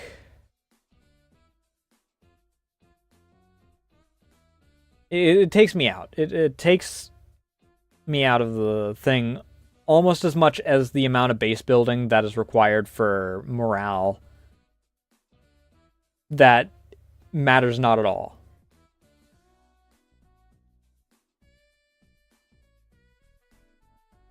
But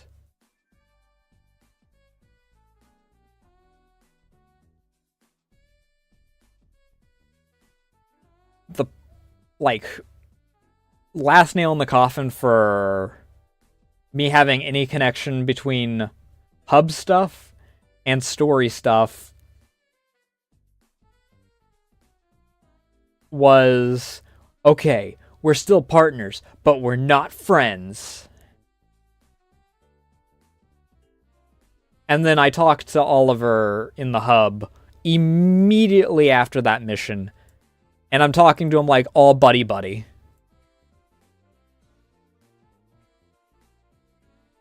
Like we're the best of friends.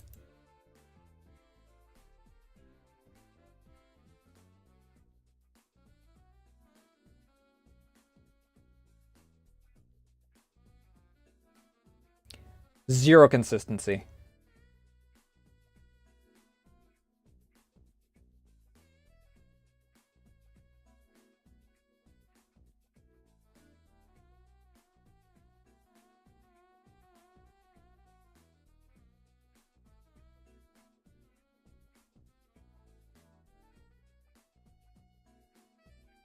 Decorating the base is busy work. It makes a number go up. No one interacts with any of the actual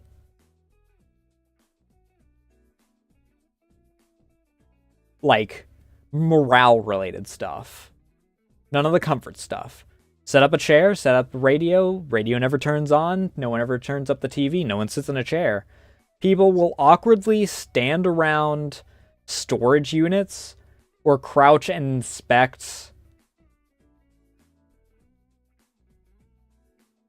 like construction like workbenches and whatnot.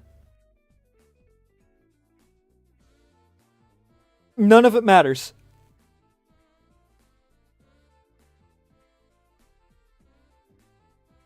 It is balance a number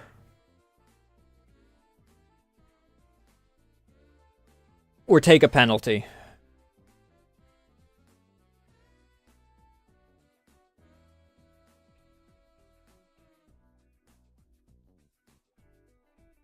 The base construction stuff could be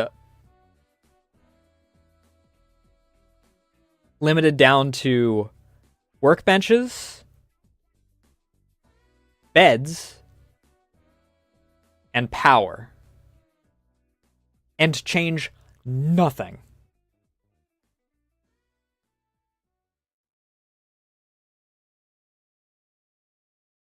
Every other part of that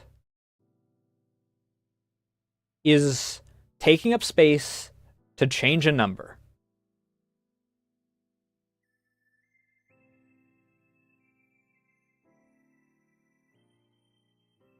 Radiation does not have an effect on people's health. Air quality has no effect on people's health. No more than comfort does, anyway.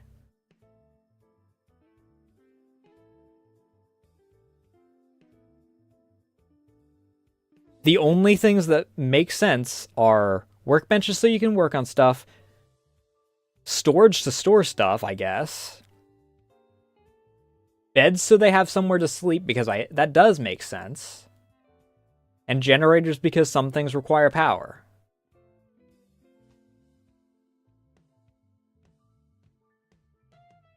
The pointlessness of the construction in the base, beyond just balance the numbers, on top of the way that there is so much unusable space for 90% of the object, like, of anything, makes the base building feel so tacked on even before you get to the fact that no one interacts with any of it.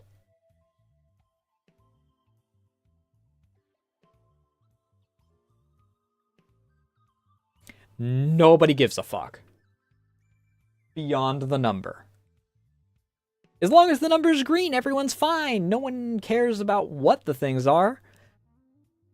Toss 50 lights on the ground. Toss 100 chairs in the corner.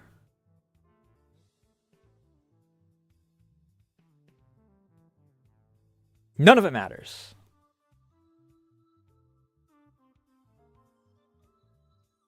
I'm going to pee real quick, and then we'll get into our final little bit of this.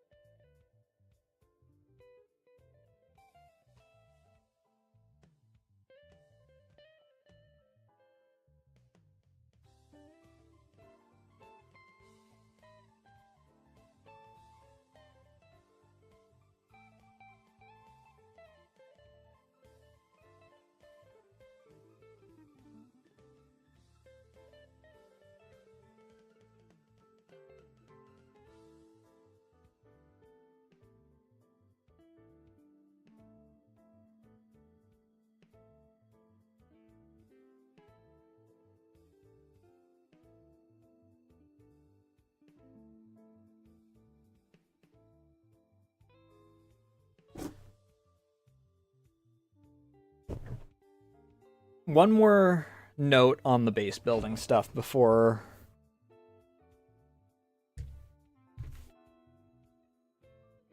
we give like final thoughts and whatnot.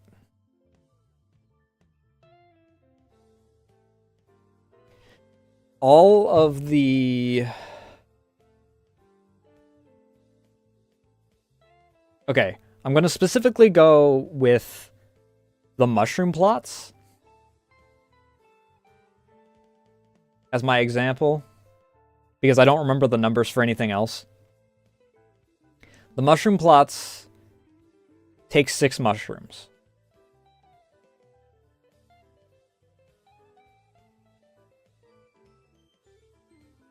They give you 0.5 per day.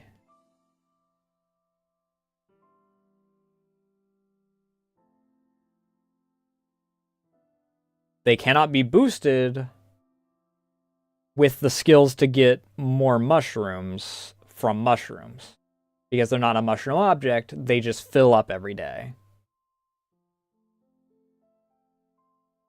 They take 12 days to pay themselves back. Right? Am I doing that right? Yes. 2 days in order to do one, and then multiply that by 6. So we got 12. That is half the time that I spent in the zone, almost.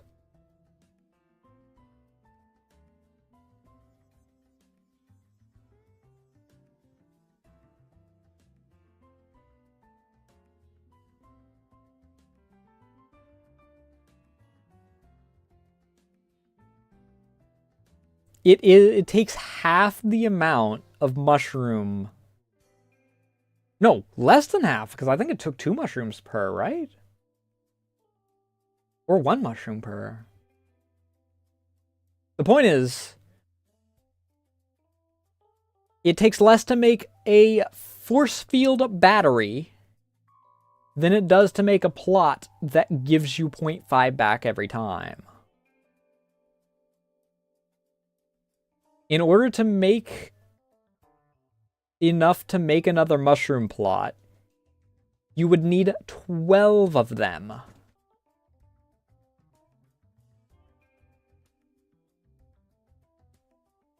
And then all 12 of those...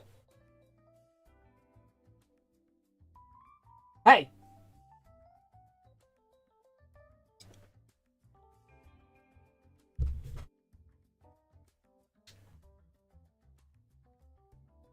Go.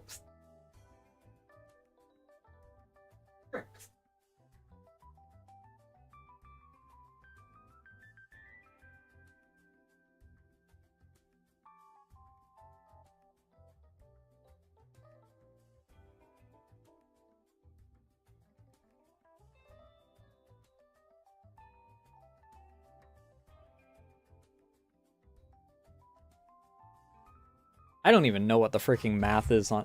The point is, I mean, even in the end, if you do all those, If you were to just spawn with nothing else, just spawn 12 of those.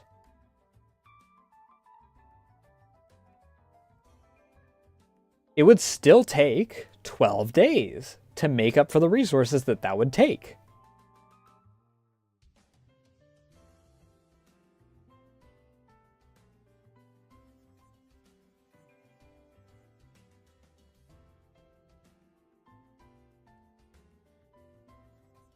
It is actually...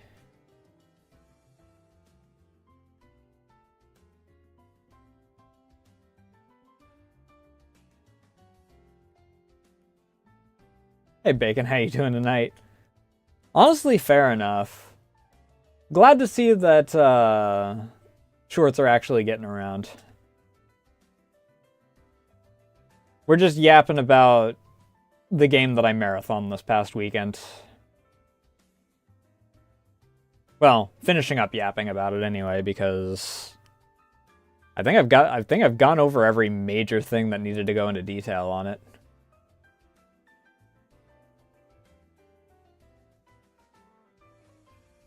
Oh, not too bad. Very, very, very cold because it is currently -6. And my heater is not exactly keeping up.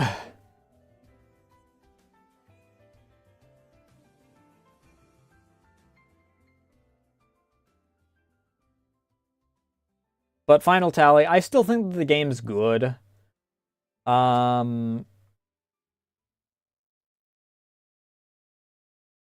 It has several quirks that I'm not the biggest fan of. Again, being held stationary looking at the same 5 square feet of wall as I get talked at for 10 minutes. And doing that 5 times for a set of like 6 quests. Hey, and thanks for the subscription.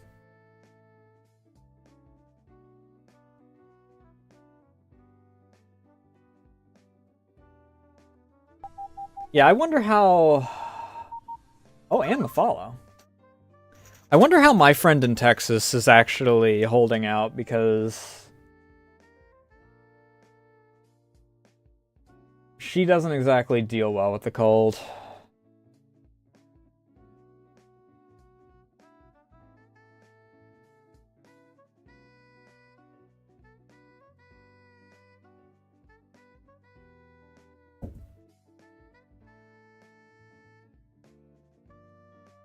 I mean, at the very least, I haven't heard that Texas has had massive power outages like they did, what was it, 2 years ago when you guys had the, like, terrible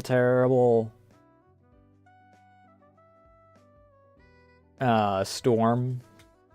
Or your guys' infrastructure was not designed for winter weather?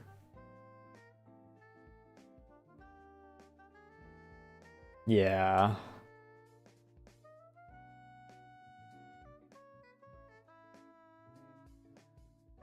Did you manage to wedge yourself back there again?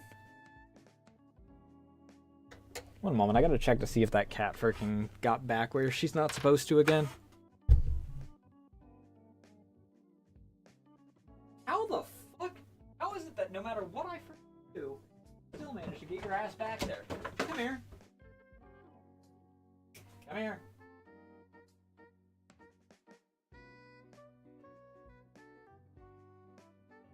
I can smell.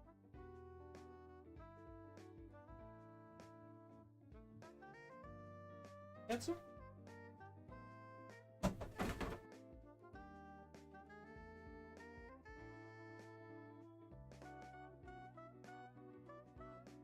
on.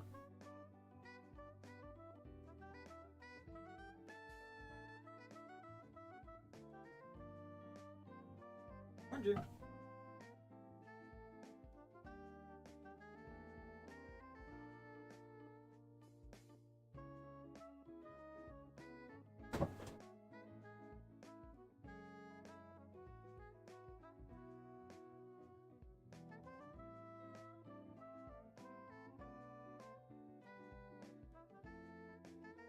don't know why it is that you were so keen on getting behind the display case.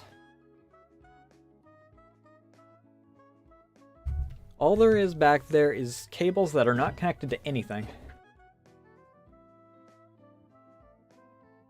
Because they're from when we still had satellite TV.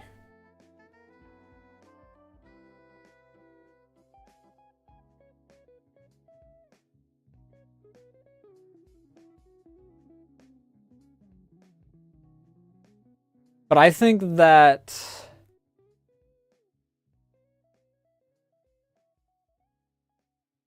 I mean, it's square-shaped. Like, there is no box back there. I actually have a box in front of it to try and freaking stop her from getting back there.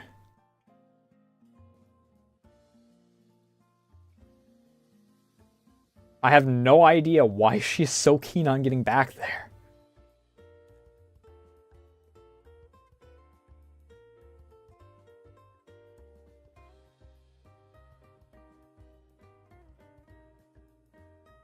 I almost need to freaking push the display case. See if I can push it closer up against the bookshelf that's there.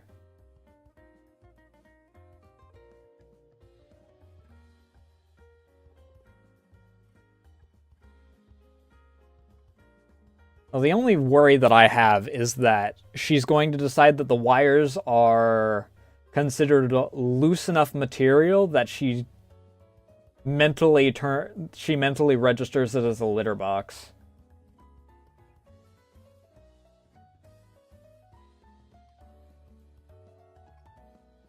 And I'd really rather not have to move that display case to clean up piss and shit.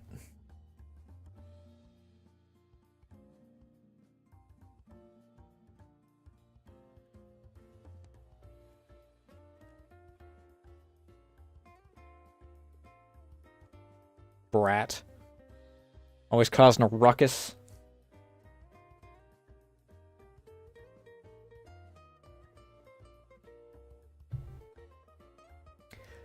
But final thoughts on Chernobylite. Atmosphere, good. Gunplay, fine. Sanity mechanic, negligible. There were certain things that would drain it, like, almost instantly, but getting 0 sanity didn't seem to do anything.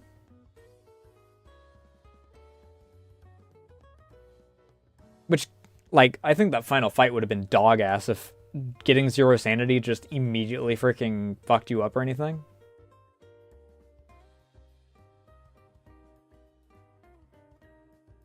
Considering it's like, oh, I'm just gonna, for the third phase, spawn monsters that drain your sanity the whole time.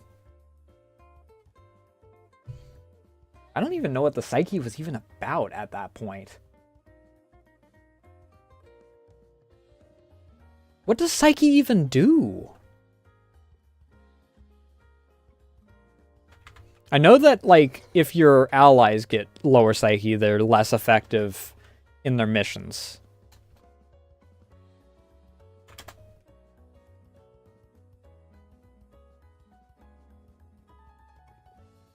We'll get green blurry and the guns will slightly have more recoil.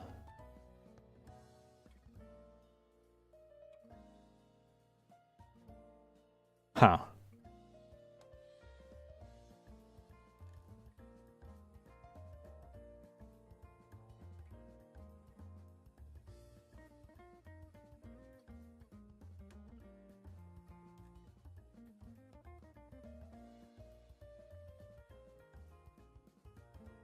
Yeah, not a very... There's not really much point to the mechanic. Someone outright freaking gave a list of things that they could have added to freaking make the Psyche mechanic actually worth time.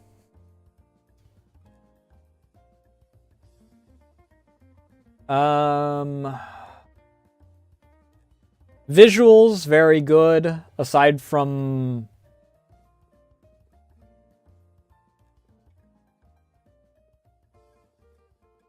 the fact that certain environmental effects made the stand around and be talked at segments completely pointless because they blocked out what your wife was trying to tell you to look at. Personal opinion on those segments where you're being talked at, remove them. Especially with the truth of the matter.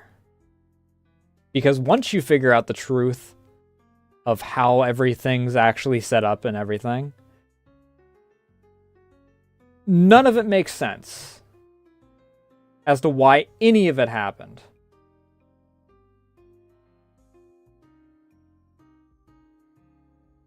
There's no reason for you to get guilt-tripped as a player or as the character. Even if you were exactly who you were told you were, there would be 0 point to it.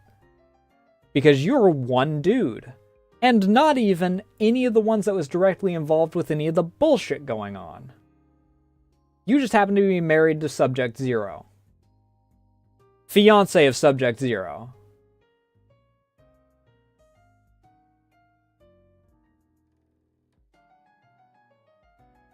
Well, daughter of Subject Zero.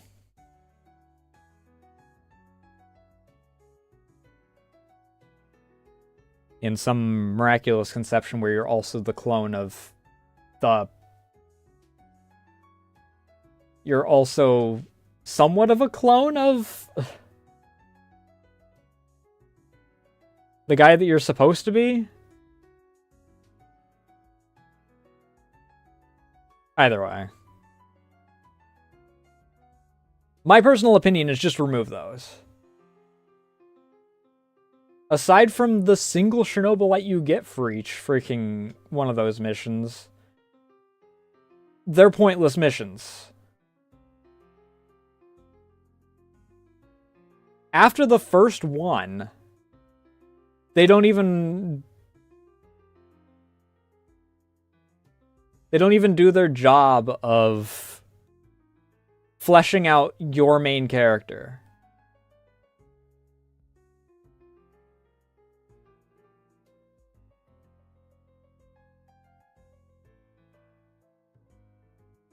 The biggest complaint I have, fix the consistency. Which is not going to happen because they're working on Chernobylite 2. Which is going poorly. What is Chernobylite 2 currently sitting at? I know nothing about Kingdom Hearts. Oh,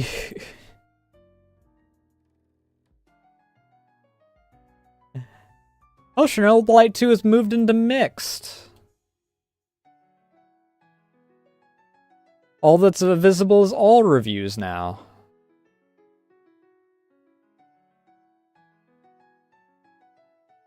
The recent reviews don't exist right now.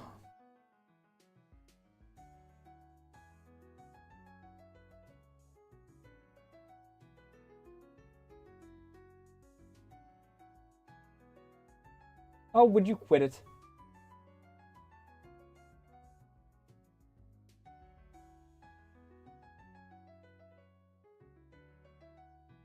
I don't even... I have no idea anything about Kingdom Hearts. I used to be friends with someone that was really big into Kingdom Hearts, but...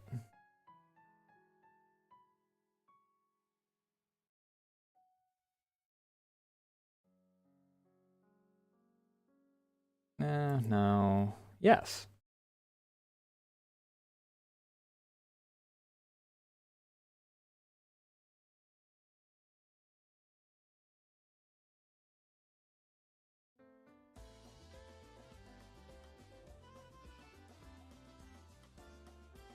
I mean, said former friend apparently has been working on just covering the plot of the first game for, like, what?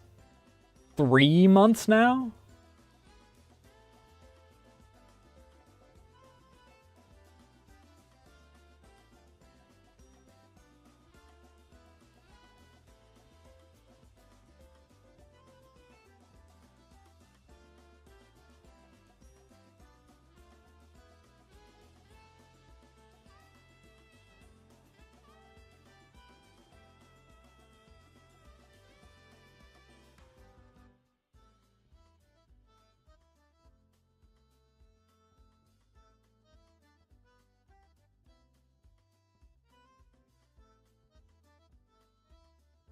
But yeah, I don't think that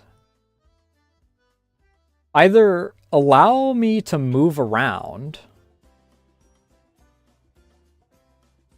during the being talked at portions. Like, whenever I pick up a note, I'm allowed to walk around for that. Oh, hey, I recognize that spot.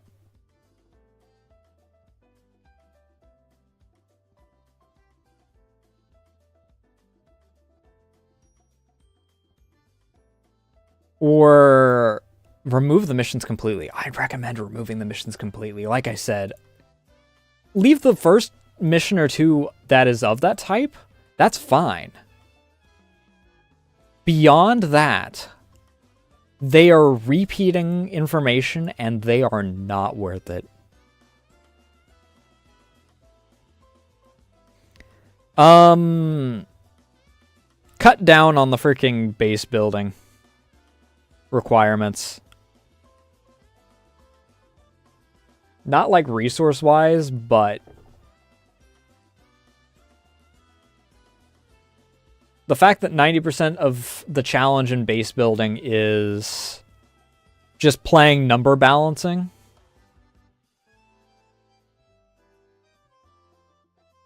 For stuff that doesn't matter.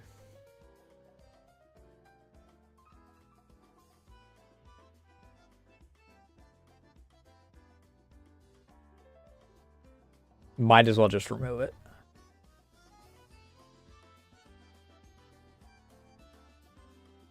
The beds are fine. Because it makes sense. Obviously the workshops, and then if you really want to have the workshops take power. The only thing that the air purifiers do, and the freaking anti-radiation stuff do, is take up space. There's a giant gaping hole in the front that we all look through. It should not be that hard to keep the airflow relatively decent in that place. An open floor plan and a giant gaping hole. People shouldn't immediately start choking out the moment that freaking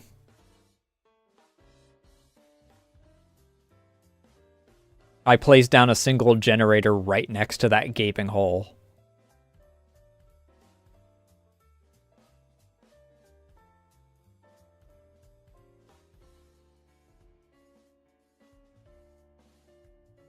The thing is, they don't start choking. It only pisses them off. It has zero effect on their physical health. Like the radiation, they're just pissed because they are a little uncomfortable. They don't have any health effects.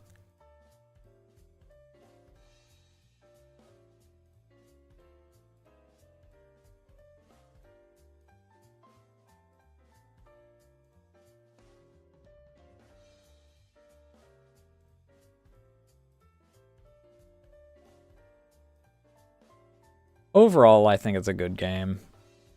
It's a bunch of... Like, I have several complaints about it, but they're relatively minor overall.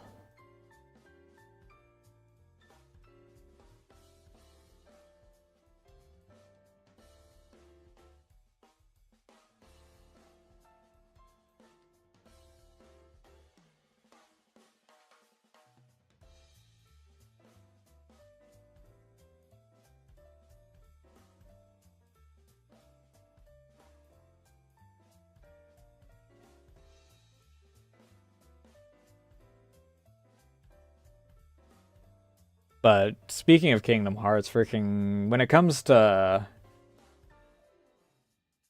I've got too many JRPGs on my plate already without freaking tossing another one on there. And it doesn't have the nostalgia draw that like 90% of people that I freaking know have for it. Because I think that's what a lot of people do, is like they have nostalgia because they played it when it originally came out.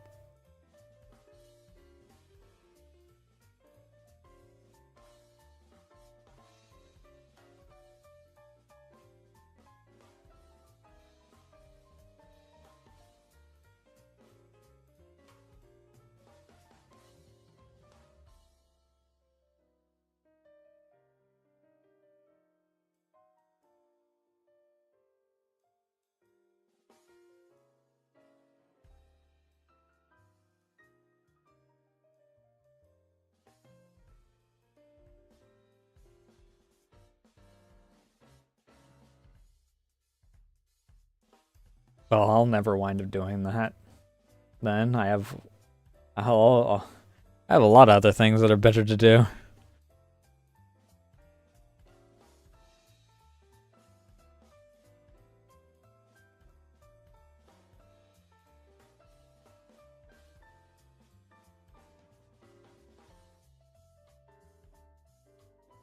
I mean, that's the thing. I have nothing that, like, calls to me for it. It's not in the I'm... How do I phrase it? Aggressively indifferent, I think is the way that I phrased it. Like, Fire Emblem, I have zero care to ever freaking touch that. And I got to the point where I just didn't even care, even with close friends playing it, I didn't care to really watch it. Because I just am that indifferent toward it.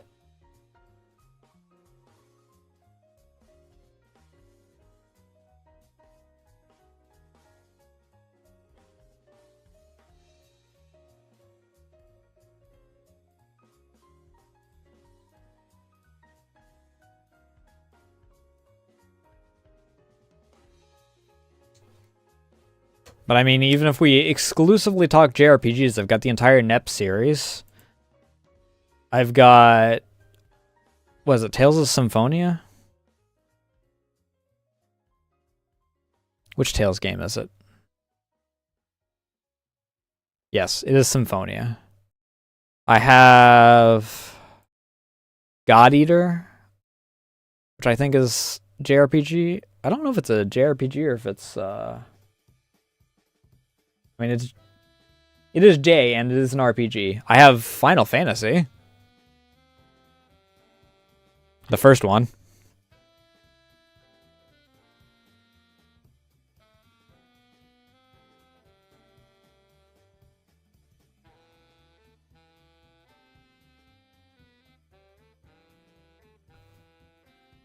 I mean...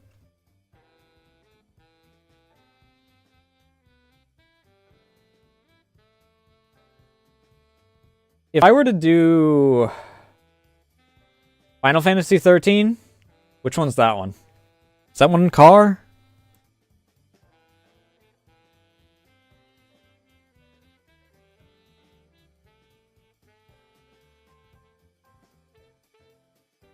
No, that's the one with the awkward laugh from the looks of it. That's the guy that does the awkward laugh, right? I don't know. I recognize the blonde. Lightning and Hope? I don't... what? Or am I thinking of Final Fantasy X with the awkward laugh?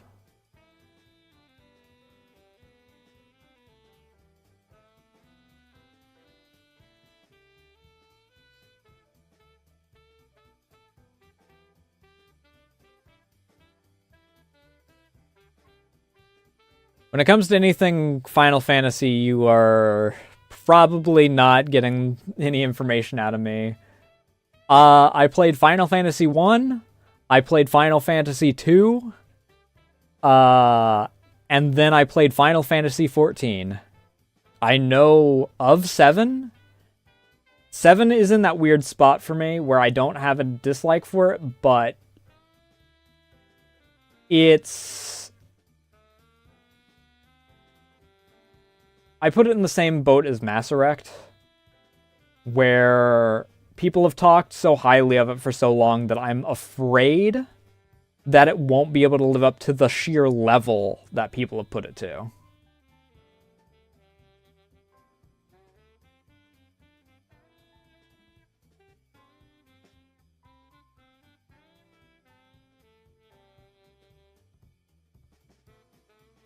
One of these days I don't need to, but I would like to get back to Final Fantasy 14.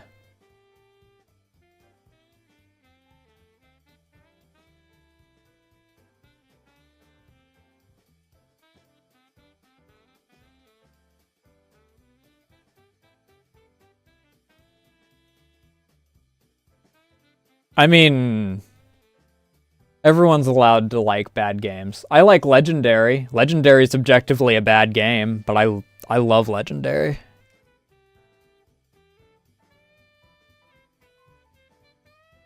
It's goofy and stupid, and I love it.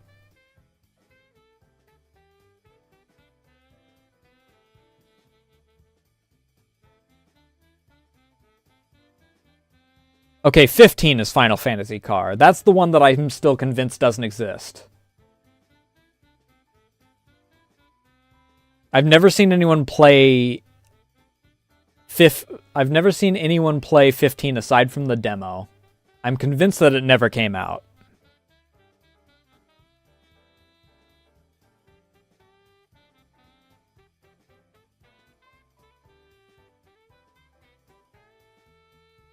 I mean, even when it comes to 16, at least I saw people play the main game, even if I've never seen someone finish the game, so I'm convinced that it... I'm convinced that it doesn't have an ending.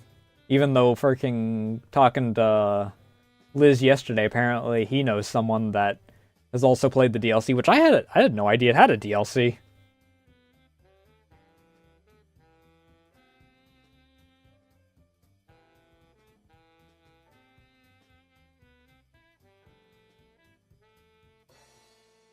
Final Fantasy is a weird enigma.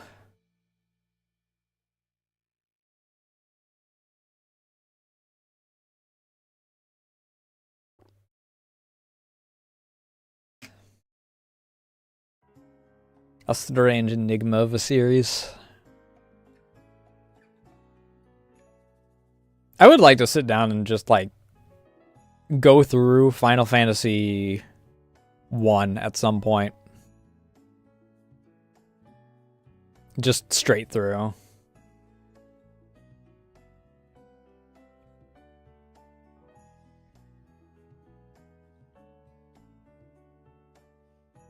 I mean, yeah, you go through... How many games are there? Because... even in the recent ones, there's, fucking whatever it's called. I just know that the... Chaos meme from the one that is like a spin-off or something.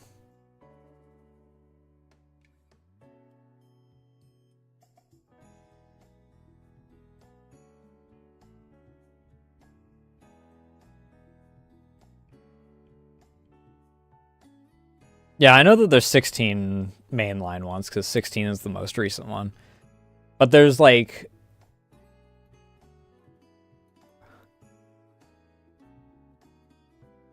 even, like, very close spin-offs, there's several of those.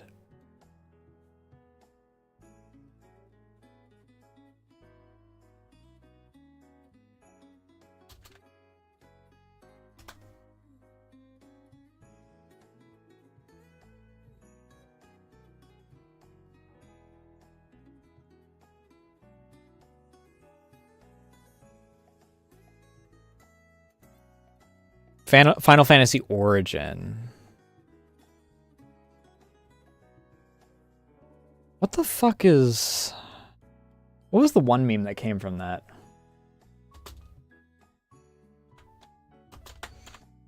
He says something, and then he just walks off listening to music or something like that. Bullshit. That's what it was. For some reason, my brain wanted to say it was like, fuck you or something.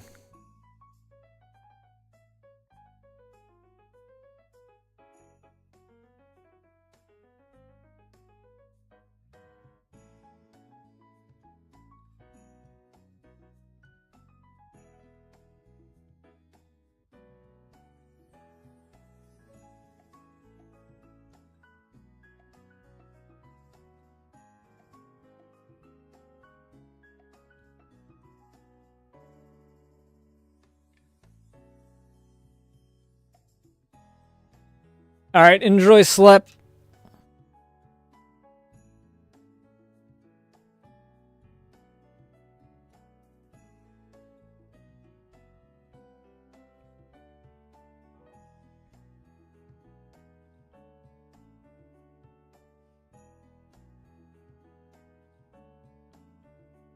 I'll probably end here in a bit, because I don't want to... I don't really want to jump into Enfield and then...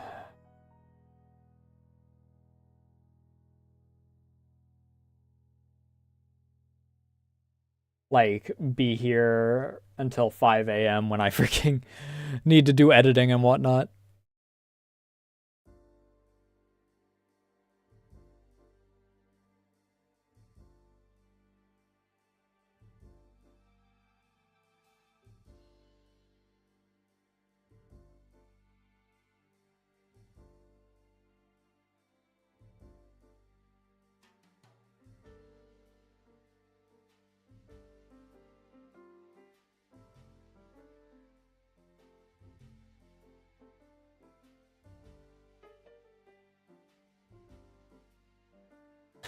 Let me see here.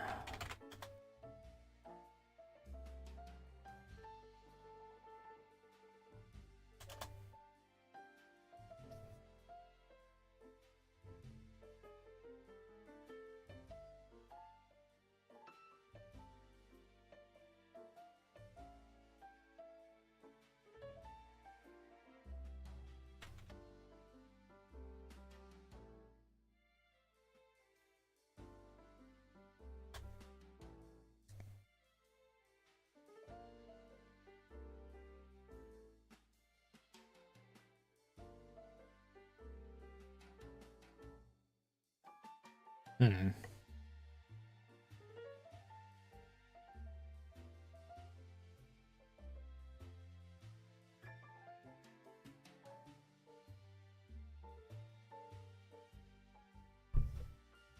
I suppose that I should probably get some food.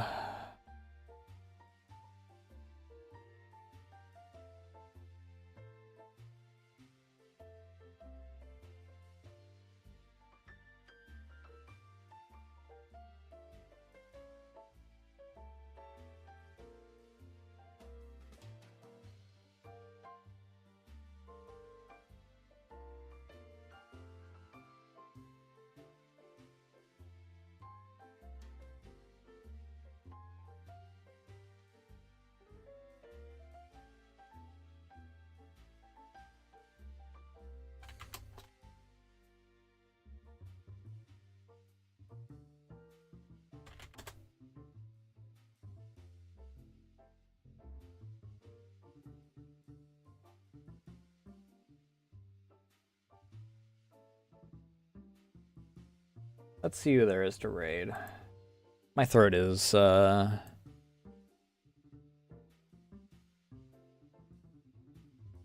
bit parched. I intended to...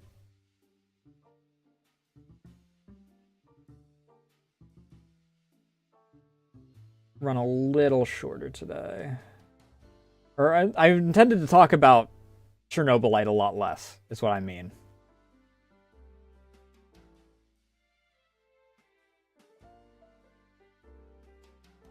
Oh, Harper's going.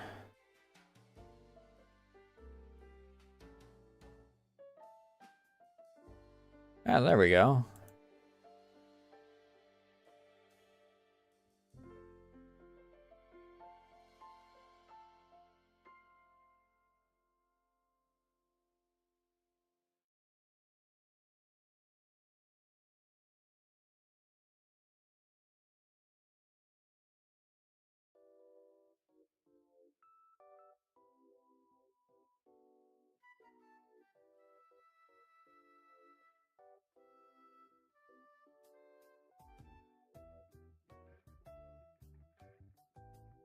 We'll raid into Harper.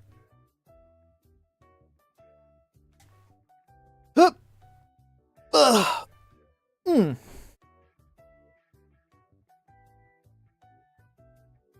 Sorry that today's was a little shorter. I mean, I guess that it wasn't like too terribly short.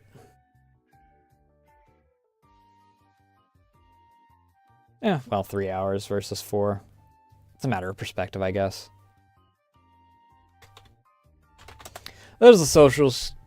Tomorrow is going to be 2 Who's. You can join the socials, you can join the Discord, follow me on Blue Sky, or follow me on Twitter, and I'll keep updated and things such as when I go live, with, and Art Legacy in the corner. There's also my card. It has all my other socials, such as Pixiv and the like. It also has all my commission info in it, and my VGen, if you want to go through VGen for some reason. That being said, I think that's going to be it for me tonight. I mean, it is going to be for me tonight. I've already started the raid. I'll see you guys tomorrow. Remember, Friday's VTuber Vault, 8 p.m. EST as per usual. Thank you all so much for watching. Thank you for the follows, raids, all that good jazz. I've run out of time. I'm very late. Love you all. Bye!